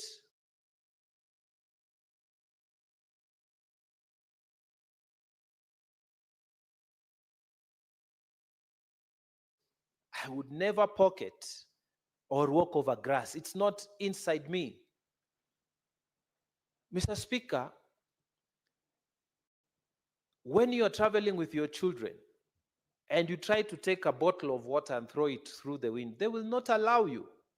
Why? Because they were taught in school that you should not pollute the environment. But when it comes to anti-corruption message, Mr. Speaker, the current generation is like the end justifies the means. Why? Because this is not taught in any school, Mr. Speaker.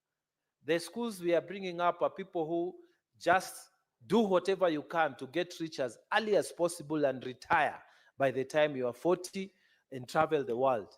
How you do it, nobody cares, because that is what we have taught them. Mr. Speaker, EACC needs to be serious. These regional offices, like the Western region, they should not just sit there and create failure like they have in these particular incidents. You know, bringing a shame to a whole institution because of your failure to act. They should be proactive. And I'm not talking even just that region alone. Across all these region offices, what does it take just to visit schools? How much effort is it within the town you are living in to just spend 30 minutes visiting shules and telling people that we need to do something more, that Kenyans need to grow up a generation of people who will reject corruption, who will want to earn honest living. But they won't do it. They will sit in their offices, farmers will bring in their complaints, and instead of working to solve these problems, they will collude with those people who now have in possession their money and not help the cause for which they were employed to do. Mr. Speaker, this Senate calls out the EACC, and I have said before and I will say it again, even in the Senate Public Accounts Committee. Mr. Speaker, we call governors and they come before us and the Senate Public Accounts Committee.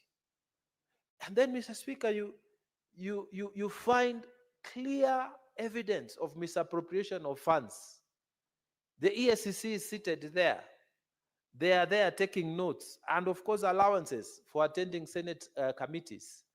But, Mr. Speaker, after that, you hear nothing. No action has been taken. Nothing has been done. So people, they have started to normalize corruption.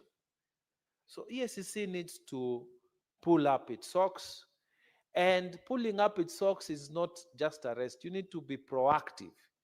You need to, like when farmers complain like this, what was wrong with that officer? Why couldn't he move from his Western region office to go and sit with the farmers, call a meeting, hear them out? Why are people taking government offices and then they don't want to talk to people? They become big. They roll up the windows, up their vehicles, tinted windows. They get security. They don't talk to them. They don't even walk. And you know, it is terrible. And these are government officers. I are not even elected, so you can't be worried that maybe people will stop you and ask you this and that. You are an officer of ethics and anti-corruption. You are a county commissioner or you are a DCC.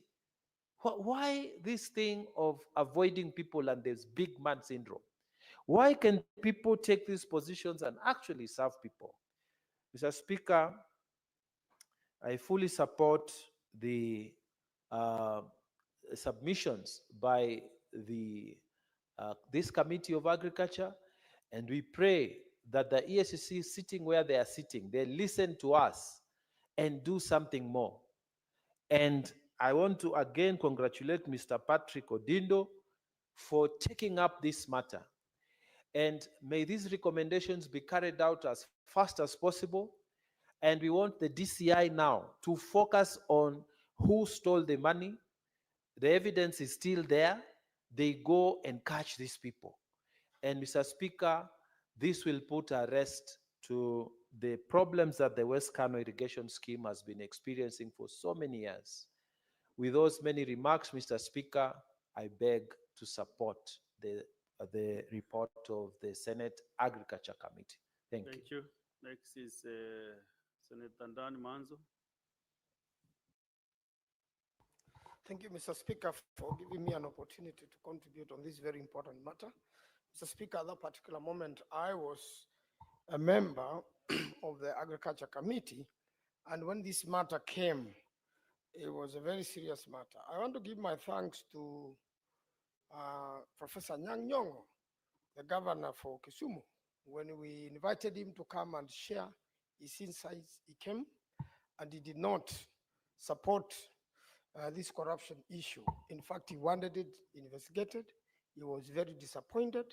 These monies had come from the Japanese government. The Japanese government even provided tractors and all the equipment which could make sure that rice growing will thrive in Kano. And then there were cooperatives, very well organized cooperatives, but highly frustrated by individuals when it came to this. And some of the accused people, when they were brought before us, Mr. Speaker, they pretended that they cannot even speak Kiswahili. They can only speak Dholuo, and we have to translate and waste a lot of time, and you could see clearly these were the thieves and they were pretending. Mr. Speaker, my big disappointment go to ESCC when they came to preside over this matter. They were the ones who were to investigate. They were the ones who were to recover the money, and they really looked very uncooperative to the committee, looked like they did not know. In fact, it is around that time when some people were trying to amend the law to remove the chair of ESCC. You know, the chair of ESCC is a very forthright gentleman, his track record known, as a president of money funds over a long time and many projects, and as an architect they have been successful.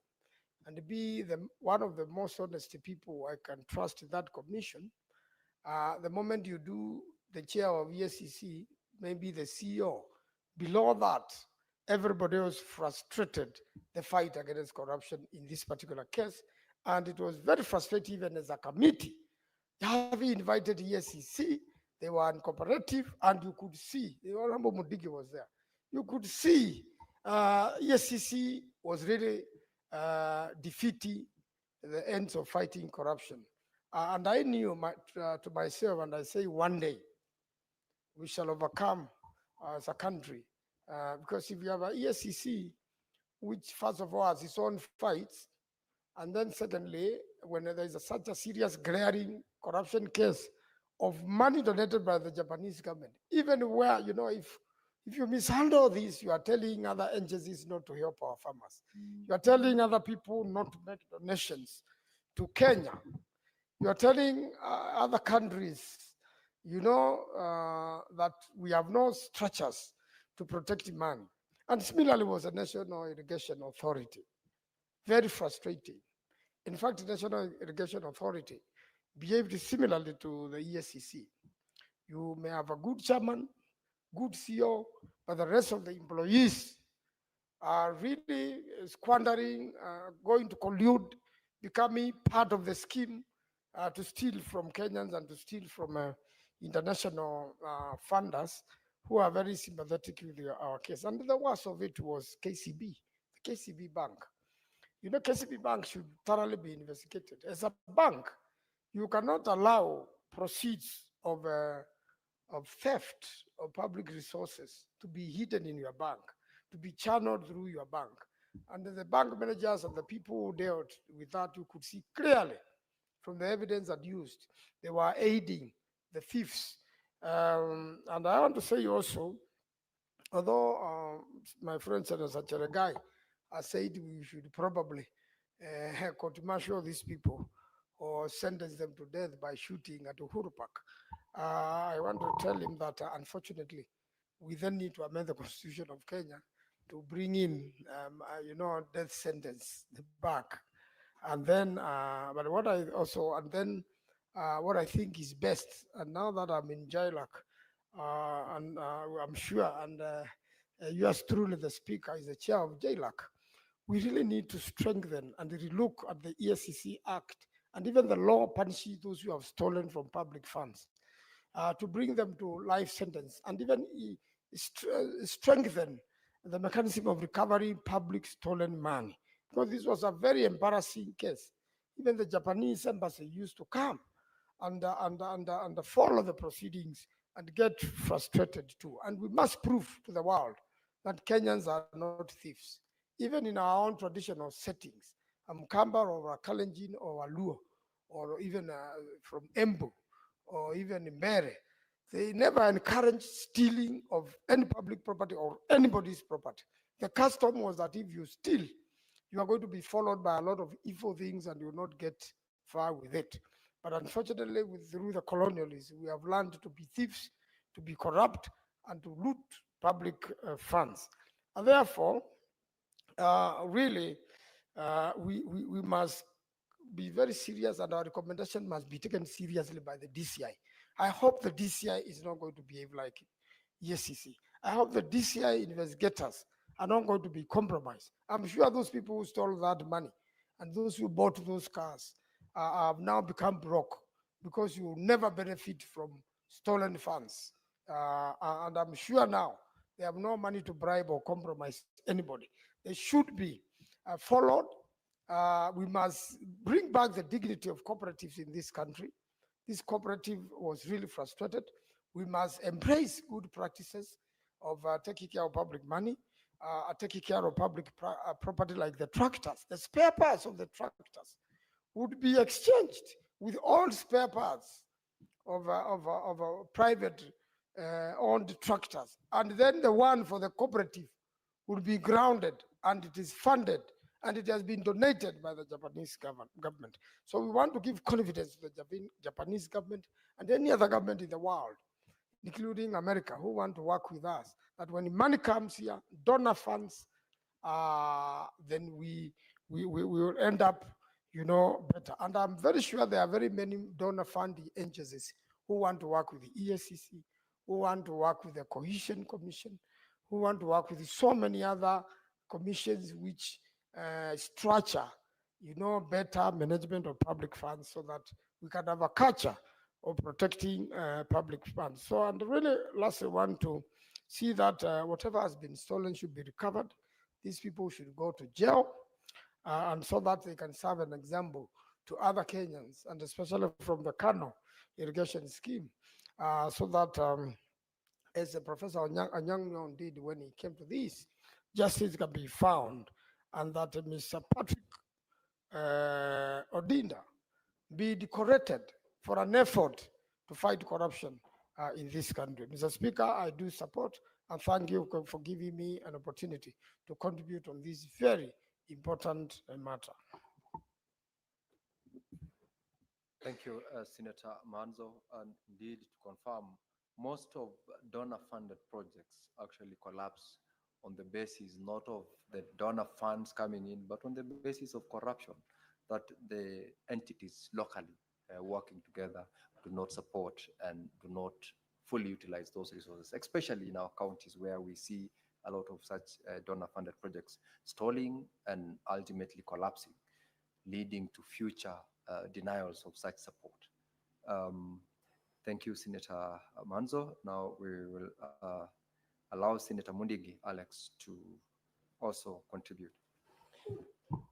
Asante Bwana Spika kwa kunipa ruhusa niweze kuchangia mambo ya mchele West Kano Irrigation Scheme katika kaunti ya Kisumu, na pia nashukuru watu wa Kisumu wa West Kano, na pia nashukuru mtu alikuwa anaitwa Patrick Ochieng ambaye hakujali maisha yake na hakujali mambo ya dunia itatokea namna gani, Bwana Spika, kwa sababu nikitaka kusema mambo ya binadamu katika ulimwengu ama kaunti 47, chakula ya Mwafrika ni mambo ya mahindi na pia mchele na pia mwananchi ambaye ako masinani, Bwana Spika.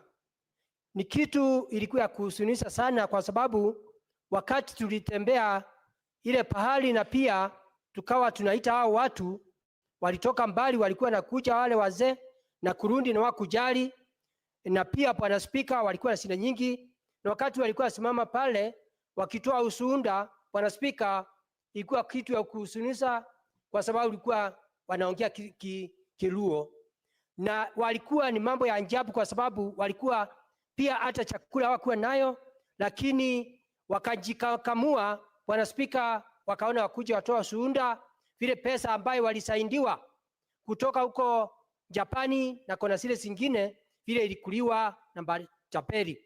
Bwana Spika, mambo ya huzuni ni kuwa ile eneo ya West Kano wakati mvua imenyesha, Bwana Spika, wale watu wanateseka sana, kwa sababu maji, Bwana Spika, huwa anavagiwa wote na maji, lakini wakati mvua imeisha huwa anarudi kule kulima mchele. Lakini wakati watu walitoka nchi za ng'ambo wakuja wakaona vile wameteseka, Bwana Spika, na wakapatiwa hela na wakaanza kulima mchele na pia wakapatiwa machini ya kulima, lakini watu wengine matapeli, Bwana Spika, waliona ni vizuri kukula ile pesa zote. Kwa hiyo Bwana Spika, yangu ni kusema Kenya imekuwa na shida nyingi sana.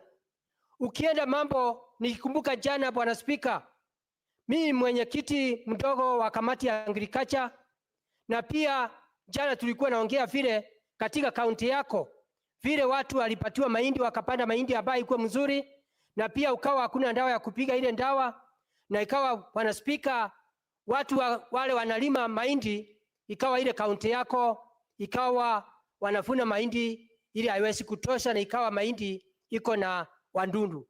Bwana Spika, sio mambo ya kilimo peke yake, katika kaunti nyingi imekuwa na shida hapa na pale, kwa sababu watu wengi watu wakipatiwa kazi, Bwana Spika, wamekuwa angalie mambo ya kazi, wafikirie sira ile walikula, wanafikiria sinda zao na familia yao, vile watakuwa na magari kubwa, vile watakuwa mashamba kubwa, na vile watakuwa na matumbo kubwa, na vile watatembea wakiona kama wataishi dunia hii. Bwana Spika, Bwana Spika, mambo ya investigation, wale walikuwa wanafanya investigation mambo ya watu wa anti-corruption, Bwana Spika, ningependa kuangalia sheria vizuri, ienda ikawa Bwana Spika sheria ya anti-corruption haijafuatiliwa njia ile inafaa, ndio wakati mwingine vitu kama hizi siweze kufanyika. Na tumeangalia, tumeshuhudia department nyingi walimu wakiritaya, unakuta kama leo nikiwa mwenye kamati walepa, tulikuwa naongea walimu ambaye ni professors TVET na wale wengine, wakati waliritaya pesa zao, Bwana Spika, wakupata ile pesa walikuwa pesa ya Hussein. Kwa hivyo naomba Bwana Spika mambo mingi iweze kuangaliwa kuonekana itaendelea namna gani. Bwana Spika, wakati huu wa serikali ya Kenya Kwanza tumeona mambo mengi kifanyika, mambo ya National Hospital Insurance Fund, mambo ya SHA.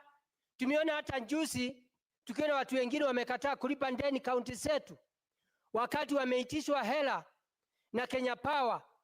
Hawakukumbuka kama kuna binadamu alikuwa anaweza kupitia ile parapara. Hawakufikiria kama kuna binadamu mambo ya masingara. Hawakufikiria kama kunaweza kuwa na kipindupindu. wakaenda wakaweka takataka na wakavunga parapara, na ni wale wanavaa waangalie usafi katika kaunti zetu. Kwa hiyo Bwana Spika, mambo mingi inaendelea kufanyika, sio kaunti ya Nairobi peke yake, ni kaunti nyingi. Yende ikawa ule mtu anaumia ni mwananchi ambaye ako vijijini, ako na janga la njaa, ako na maji ya kunywa hakuna, stima unakuta iko na shinda. Ningeomba Bwana Spika, mambo mingi yaweze kuangaliwa, ndio mwananchi ambaye analipa ushuru aweze kuangaliwa, mambo ya afya, mambo ya elimu, mambo ya agriculture, mambo ya barabara. Na hiyo mambo yote, kama tunataka serikali ya Kenya Kwanza iweze kufanya kazi nzuri, mpaka kuangaliwe tulitupa njia, tukienda ni wapi tulipotesha, ndio tuweze kurudi kwa laini, ndio tuweze kujua mwananchi ambaye yule ako na pesa na yule hana pesa. Sisi yote mbele ya macho ya Mwenyezi Mungu tuko kitu kimoja. Bwana Spika, nataka nikumbushe watu wa Kenya, Biblia inasema watu wawili wawezi kutembea pamoja, Bwana Spika, bila kuelewanwa ama bila kusemesana. Ningeomba sisi wakati wa serikali ya muungano ambayo inaongozwa na ambaye rais wetu Mr. Ruto Abraham na pia Profesa Abraham Kithure, ambayo wanatuonyesha njia ya umoja, tuweze kuwasikilia na mambo ya kufanya kazi pamoja. Wakati huu tuko na amani. Bwana Spika, tumeona mambo mengi, hata wizi wa masamba, wizi wa magari, mambo ya kupigana senga. Hiyo mambo yote kama hatuyasimiani, hatutaweza kutembea pamoja. Bwana Spika, wakati huwa tunatembea nje, public participation, nakumbuka miezi 2 tulitembea kule nchi ya Tanzania, na watu, Bwana Spika, kama wanaweza ukaa kama nchi ya Tanzania vile wanakaa na umoja, ama zile zingine, Bwana Spika, tunaweza ukaa pamoja.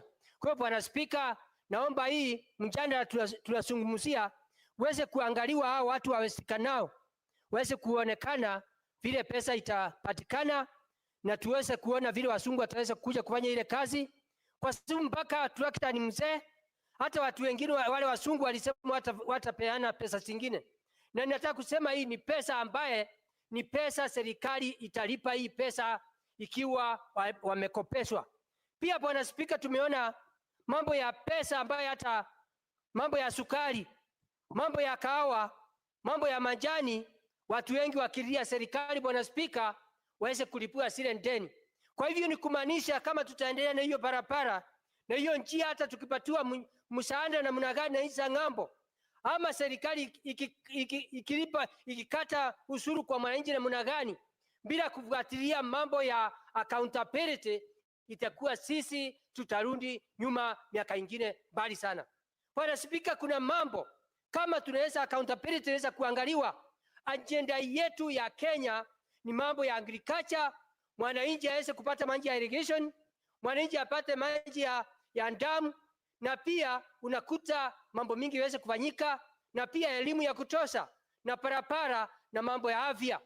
Kama kungekuwa hakuna wizi, Bwana Spika, unao kama sasa, nakumbuka miezi 2 Bwana Spika, nchi ya ng'ambo ilisema itapeana ile msaada ya kununua dawa ya kansa ama ya AIDS, na hiyo mambo yote kama accountability ingekuwa inaangaliwa, Bwana Spika, tungekuwa tunaenda barabara mzuri.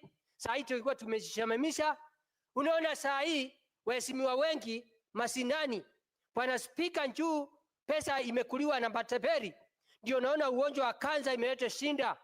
Watu wengi sisi tukienda masinani, watu wengi wamevirishika, watu wengi ni mambo ya hospitali, mashamba imeuswa, title deeds zimechukuliwa na benki na mahospitali juu ya ile ndeni tuko nayo katika mahospitalini. Kwa hiyo kama mambo ya accountability ingekuwa inaangaliwa, mambo ya ugonjwa wa kansa hatungekuwa tunapata ile shinda tunapata. Kwa hiyo Bwana Spika, mimi nikiwa mwenyekiti mdogo wa kamati wa agriculture, mambo tulisema DCI aweze kufanya investigation, au watu waweze kupelekwa kotini na ukweli ujulikane.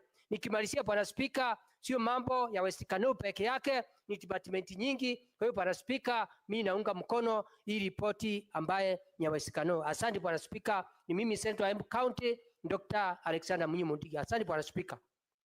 Thank you very much, Senator Alex Mundige. Senator Julius Mugar.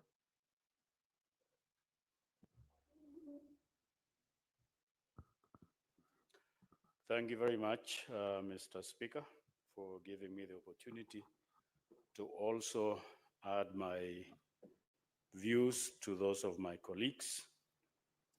I would like to thank the Committee of Agriculture for taking the initiative to visit and see what is going on there, according to the petition that Mr. Ochieng made to the committee. It is sad, Mr.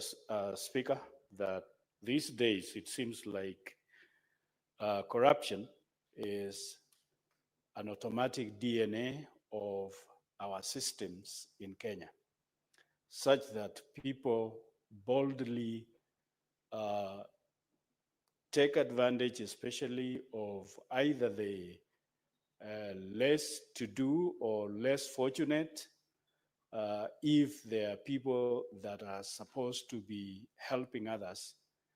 Maybe they have a government position or something like that. Instead of being a helper to those that they actually have authority over, they take advantage of them. I've seen that especially coming from Pokot society, a society that is the high percentage is illiterate. A lot of people take advantage of them. Right now, there is a lot of mushrooming of gold in Pokot, and a lot of people, even their own county government is taking advantage of them.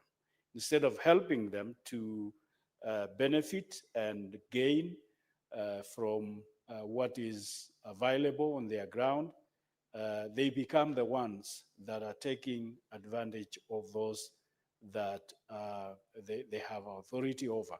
And so this case of Kano is not isolated. It is not a one alone in Kisumu area. It's all over Kenya and all over the country. And so it is something that we do not know, like our colleague Cherargay said, we do not know who should be in charge of who should arrest who should caution who when it comes to corruption. And these farmers in Kano Plains lost a lot of money, and therefore they have a lot of things that were lost. Their children probably never went to school because of that situation. Some of them probably in the course of that situation lost their loved ones because they could not afford treating them or taking them to hospitals, and so many losses that they must have experienced. And therefore, caused by those that are supposed or are put to be in charge and trusted by the members of this farmer society or group of people. And so this also is a lesson to other groups like farmers groups elsewhere, that there should be a lot of scrutiny and carefulness when it comes to electing people that are put in charge, because these are people that the members trusted and entrusted a lot of their values and valuables into their hands. But instead of taking care of them, they became the looters that looted and brought this farmer society to zero, giving them or putting them into a lot of losses. And then also, these days, it is even said that a lot of corruption culprits take cash now in bags in their vehicles, so that when EACC people want to arrest them or questioning them, they are just given cash and they look to the other side instead of looking at the malpractices and the mistakes made and all that.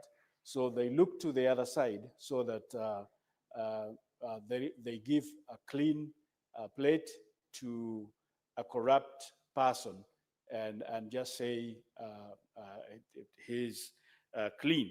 And therefore, this thing will be with us unless we find another system, not EACC. EACC is no longer effective. EACC is no longer sensitive about corruption. Instead, they have become compromised and numb, such that they have no feeling about corruption. So unless there is another system that we will look up to so that this thing can be brought down. These days, a lot of the stolen money are put into buildings, put into farms that people take and buy buildings and buy farms and buy properties, and just in that way they believe they have cleansed it, they have cleaned it so that it becomes their clean cow, and they no longer see a stolen property or stolen money. Instead, they think it is an earning that is worth being proud of and looking at it being with them.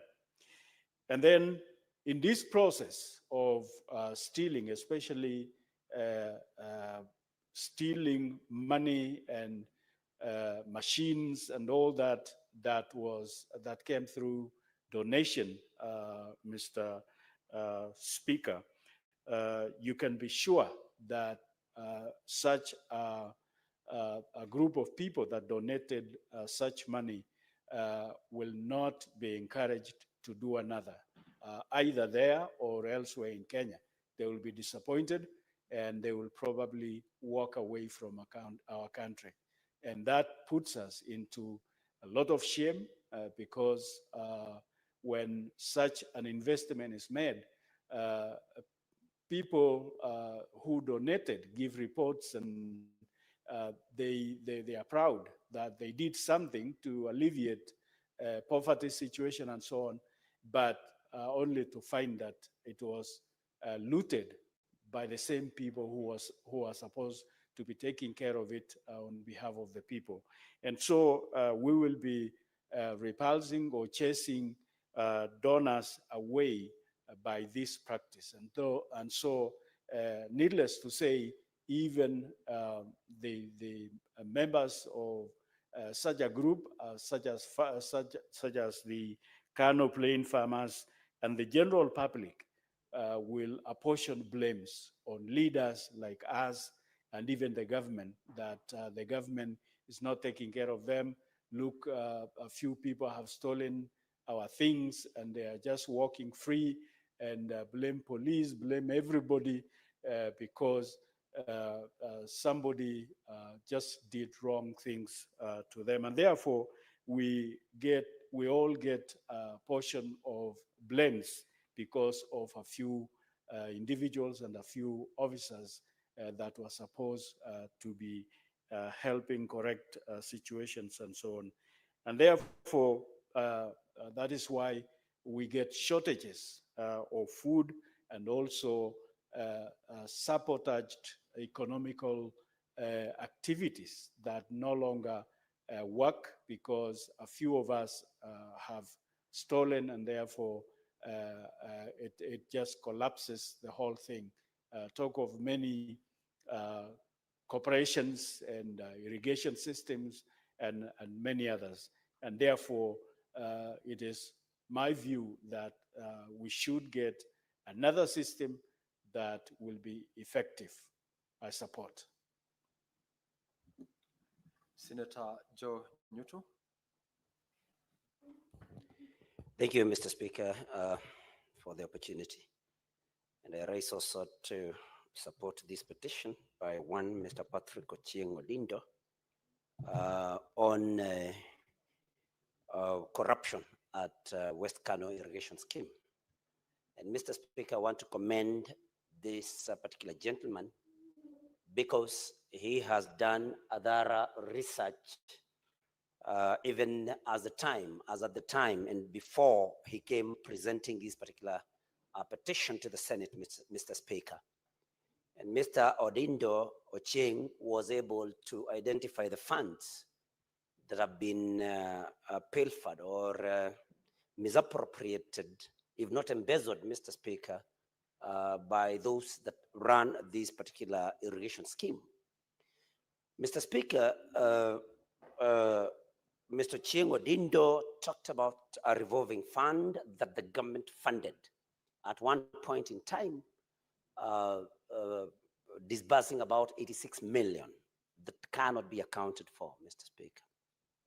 There's also that machineries and accessories aid by the government of Kenya and the government of the Republic of Japan.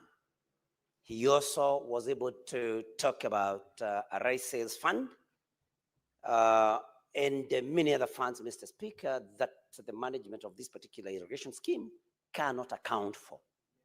Mr. Speaker, the EACC also stands accused in this particular petition by Mr. Ochieng Odindo. Mr. Speaker, when we look at this particular petition, any Kenyan of goodwill, any Kenyan who values this country must raise a voice and say no to corruption, because there is no way all these funds are not accounted for, Mr. Speaker, and we cannot be able to separate this and say that this is not corruption. It is corruption, Mr. Speaker. And that is why we have to look at this matter, this petition, in a very broad way, because corruption, Mr. Speaker, is a cancer that continues eating up the sectors of government, state corporations, and many other areas, and therefore rendering services to that poor Kenyan, Mr. Speaker, unavailable. And that is why we must stand, and especially this committee that is tasked with this particular matter, Mr. Speaker, to unearth all corruption in this particular scheme, so that anybody tomorrow or in the future who is given a responsibility to oversee appropriate use of public funds, Mr. Speaker, does exactly that. Mr. Speaker, we have very many incidences of corruption. And the most recent, Mr. Speaker, is the Social Health Authority, SHA. Mr. Speaker, as we look at this petition, Mr. Speaker, we must also talk about the concerns expressed by the Auditor General of the Republic of Kenya, in that there has been a lot of corruption, that we know that the system at SHA, Mr. Speaker, is privately owned and not run by government, by individuals who take away 2.5% of the contributions that are made. Mr. Speaker, these are things we should not allow in our country.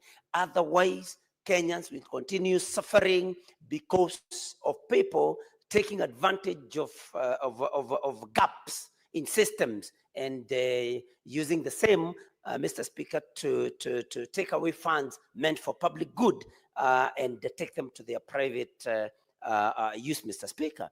And so, Mr. Speaker, as we look at this thing, at this petition, we must all ask ourselves, what are we going to do? Because the Attorney General is very particular, that has ends at the point where she lays bare the facts and the appropriation of public funds, that the rest lies with Parliament, Mr. Speaker. And that is why we must, as a House, know and come up with ways and means of making sure that the rot that is exposed by the Auditor General and other agencies like the Control of Budget, Mr. Speaker, are action is taken against anybody that does not do what is supposed to be done as per the law and as per the public finance management, Mr. Speaker.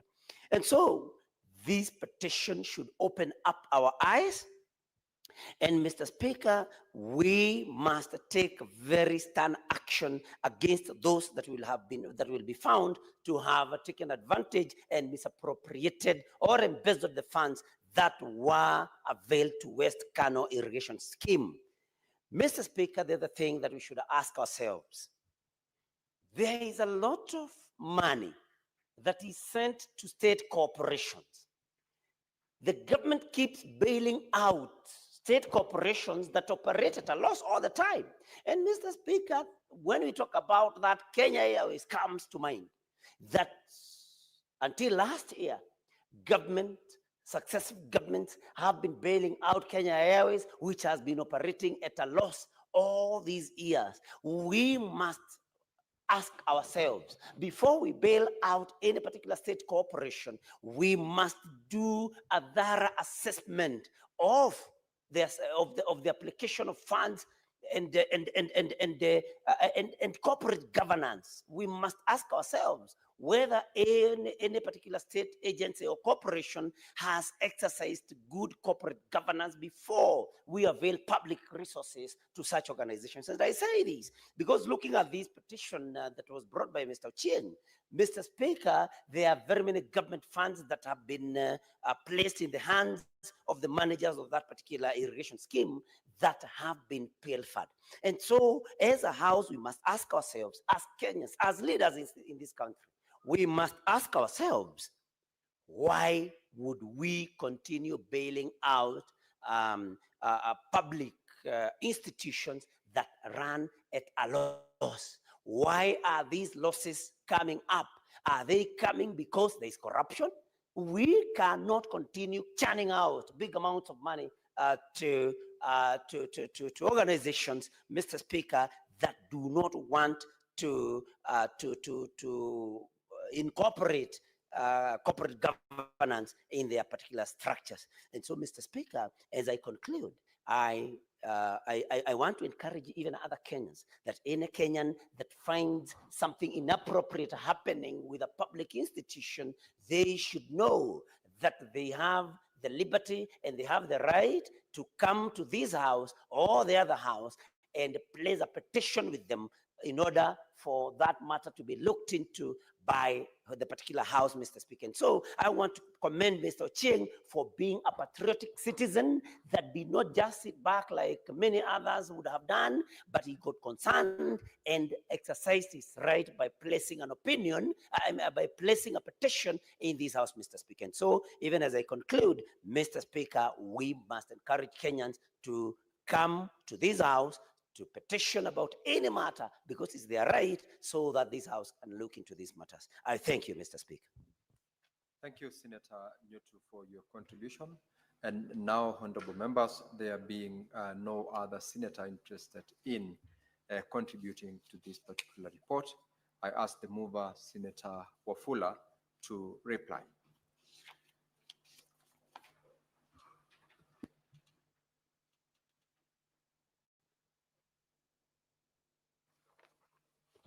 Thank you, Mr. Speaker, sir, for this opportunity and I beg to reply, Honorable Speaker, by thanking the members of the Committee of Agriculture for spending their time, their commitment in ensuring that we listen to the stakeholders, the petitioner in this matter. Honorable Speaker, I want to thank the Secretariat for equally taking their time and to dedicate themselves to listening to this petition, Honorable Speaker. Honorable Speaker, as you've had members contribute to this petition, it is very clear that Kenyans have begun to have trust and confidence in the Senate and specifically the Committee for Agriculture, because agriculture is the backbone of the sustainability of Kenyans, Honorable Speaker. The government is pumping lots of resources into agriculture, livestock, and fisheries.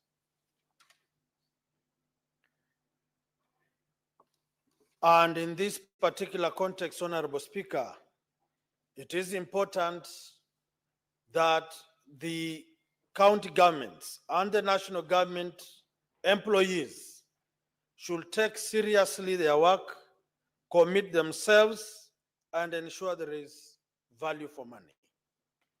Honorable Speaker, this story of the Kano Plain Irrigation Scheme is a replica of many other schemes in the country, cooperatives, Honorable Speaker, that are suffering because of poor management, corruption, tribalism, and high-handedness, Honorable Speaker.